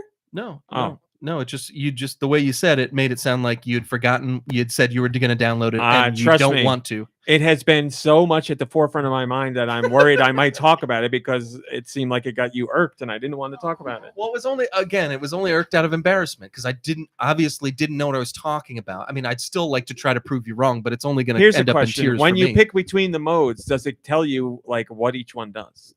Like there should be a line or two that tells you. I'm sorry I brought this up. I really don't want to talk about it anymore. I really don't. I'm sorry. I know I'm the one that brought it up. It's not your fault. What the hell? I don't know, and I don't care. I'm sorry. Okay. I'm just embarrassed. I'm just very embarrassed. Somebody said. Red Susan in the chat says, "Is 9 movies enough?" I don't know. We'll see how the first 9 go, and then they'll bring in the other 9 after that. So yeah, I don't know. Some have asked if we have enough Pinocchio movies, and clearly people felt no, we don't have enough Pinocchio movies. I hear the Del Toro one's really good. Oh, really? I heard excellent things about it. Yeah, I love him so much. I don't know why. I think just because I don't really care about Pokemon or Pika or Pinocchimon. Thank you. Jesus. Pinocchimon! I just can't speak. All right. Pinocchimon. All right. Okay. Hey, Roth put Wednesday in the chat. Anybody watch Wednesday? You know, my brother I watched it wasn't and interested. loved it. I heard good things about that I too. am Yeah. so not interested, but I guess I'll watch it now. Why is he a big Addams Family fan? No, that's the thing. Just watch anything. And then it's another thing with actors. Does your brother have the thing with actors? Who would he like in that? I don't know. Who else is in it besides the main character? He's older than me. He doesn't know any actors. PC says loved it. It's Young cute. actors. PC, I didn't hear back from you on that voice note I sent you. Wednesday actors. There's got to be somebody notable in it besides the main one. Catherine Zeta-Jones. Does he like her a lot? I like her. Luis Guzman. I like Luis Guzman. He's Gomez. There you go. Morticia and Gomez. 2 big names. Christina Ricci's apparently in it. I like Christina Ricci too. There you go. So we've got plenty of it. No, I'm talking about for your brother. Plenty of entry points for this movie. He doesn't care about any of them. Oh. He needs John Barenthal to be in it, and then he'll watch it. Yeah, he plays Wednesday. It says right here. No wonder he loved it. Yes, I have not watched it. What's her face is in it? You second girl there. Game of Thrones girl. Yeah. She's great. Oh, this girl too. I know. What do I know her from? I don't know. I don't recognize her. Ricky Lindholm. Well, you know what I could do? Ricky Tikki Tavi. Click the picture because I'm on IMDb. You could. This girl's been in a whole bunch of stuff. Like Knives Out. That's why I knew her. Oh, okay. What's her name? Ricky Tikki Tavi. Ricky Lee Jones. Let me just keep going here. Ricky Tikki Tavi. Ricky Lindholm. Yeah, still don't recognize her. Said Good for with her. Such Good for her. disdain. Still don't recognize her. Well, You liked Knives Out. That's coming out next week. Sunday. So technically the week after. now this is a great opportunity to say that's a movie that I wouldn't pay to see in the theater. How about that? Knives Out 2? Yeah. Whatever it's called. Glass Onion. Yeah. See, and that's not Now, a see, bad thing to say. That's a normal the first thing to movie say. I wouldn't have, but I saw it and I liked it a lot. So the second one I would because I liked the first one so much. Yeah. No, I'm the opposite. I liked the first one, so I don't want to see this new one in the theater. Not interested. All right, makes sense. It makes sense. Boy, I like that first movie. Won't pay to see the second. Well, yeah, I mean, it's a sequel too. That's your thing. This doesn't make any sense. It's the second one, not interesting. That's only a game thing. with That's movies. a game thing. It's different with movies. Listen, most of the time, the sequel sequels movies are the worst. to one. movies that I like, I won't pay to go see. Sequel games I'll play, But having here- not played the first one. But I don't think it's crazy to say that because I didn't say I wouldn't not watch the movie. I'm going to No, watch I it when know. it comes out at no additional charge at home. What you said makes perfect sense. You liked the first one. You won't pay to see the second one. You paid for the second game when you didn't pay for the first. It makes perfect sense. I totally get But it. like, you know, I liked the first Ant-Man, and now I'm considering seeing this new Ant-Man. And do you know why? It's not because of the story or the whatever. It's because it's a movie you'd see in the theater. Like it's a big blockbuster kind of action movie. This is like Daniel Craig doing a bad accent for an hour and a half. Like he's I not can why I'm seeing it. I I'm seeing can well, watch this it at one in home. particular. I loved the first one. I really did. And I like the ensemble cast. I'm more interested in this ensemble cast. Batista, of course. Well, that's another thing. Everybody looks great. That's another thing. Like I was into the last cast. This new cast, there's a few faces that I like, but I was more interested in the previous cast. Hailey and Tom's got a connection to movies like you do for video games. You got word on the second or on the third Knives Out movie. It's Knives Out 3 Bloomin' Onion. Bloomin' Onion. That's great. Yeah, I forgot that movie was coming out. I'm excited to see that. I got to watch this Irish movie that I'm going to be bored by, but I want to check that out. You're going to the theater to watch Knives Out? No, because that's like a one. It was like a 2-week limited. They only put it in theaters so it could be nominated for Oscars. But you would have gone to see that. Yeah, in the theater. definitely would have. Yeah, because I loved the first one. Like I believe at the time I gave it a 9 out of 10 or an 8.5 out of 10. I really liked it. I forgot that you liked it so much. I really did. I was blown away. I wasn't blown away, but I was more than pleasantly surprised. She's the best. She is great. Whatever. Anastasia Beaverhausen, whatever her name is. Amazing she's great. actress. Yeah. She got robbed. She should have Big time. gotten an Oscar for that. For Hereditary. Hereditary, yeah. Yeah, And on she's that note, unbelievable. go see Hereditary. It's the perfect Christmas movie. Everybody. Go see The Banshees of Inisherin on HBO Max. I That's hear great. that David Harbour's Santa movie is great too. Like it's stupid fun, but it's great. My cousin just saw it. And she was like, "It was Nikki so Hill much was fun." trying to get me to go see that with him, and I'm not interested. But you know, I don't think I've even seen a trailer, so maybe I kept should seeing look at trailers and commercials, and I was like, "Why would David Harbour do this? He's a big name. Like he's not an unknown guy in one of the most popular TV shows ever. Like, and he's in Marvel movies. Like he's got so much going for him. I was like, why would he do this weird holiday movie? But apparently, it's fun. So. Well, you know what? That's Good for another him. one that I won't see in the theater, but I'll watch it at home. Yeah, I don't have a steadfast rule about not. I'll see anything in the theater. There won't be a movie where I'm like, I wouldn't see that in the theater. I recognize, blockbuster movies are better seen in the theater than, this Irish movie that I never remember the name of. I'm sure that's something that you don't gain. You don't gain anything from seeing it in the theater. It's just you're seeing it in the theater because it's in the theater. But Yeah. I'll see anything in the theater. I'm always open to it. But yeah, I think the next thing I'll see in the theater is Ant-Man. Like I want to see the Menu.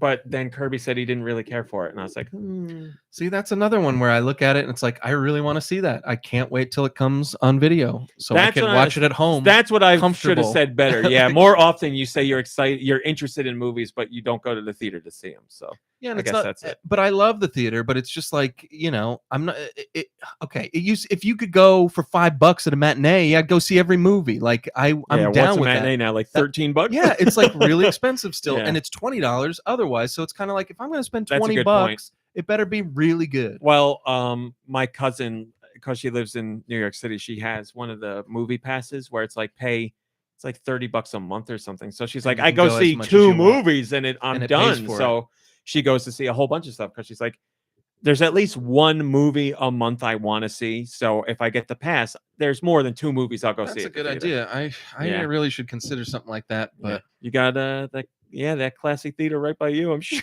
oh my Well, you God. could go over the border and you think I could got see one there. tetanus. They got a nice theater over. It's like 10 minutes from your house. You could do that. Yeah. All right, anybody. Thanks for watching. Thanks for listening. Play games, rest, relax. You deserve it. And it is not Christmas before we see you next time. So it's just a regular week. Just have fun. Take it easy. We'll see you next week. Goodbye, everybody. Goodbye. Goodbye. Whee.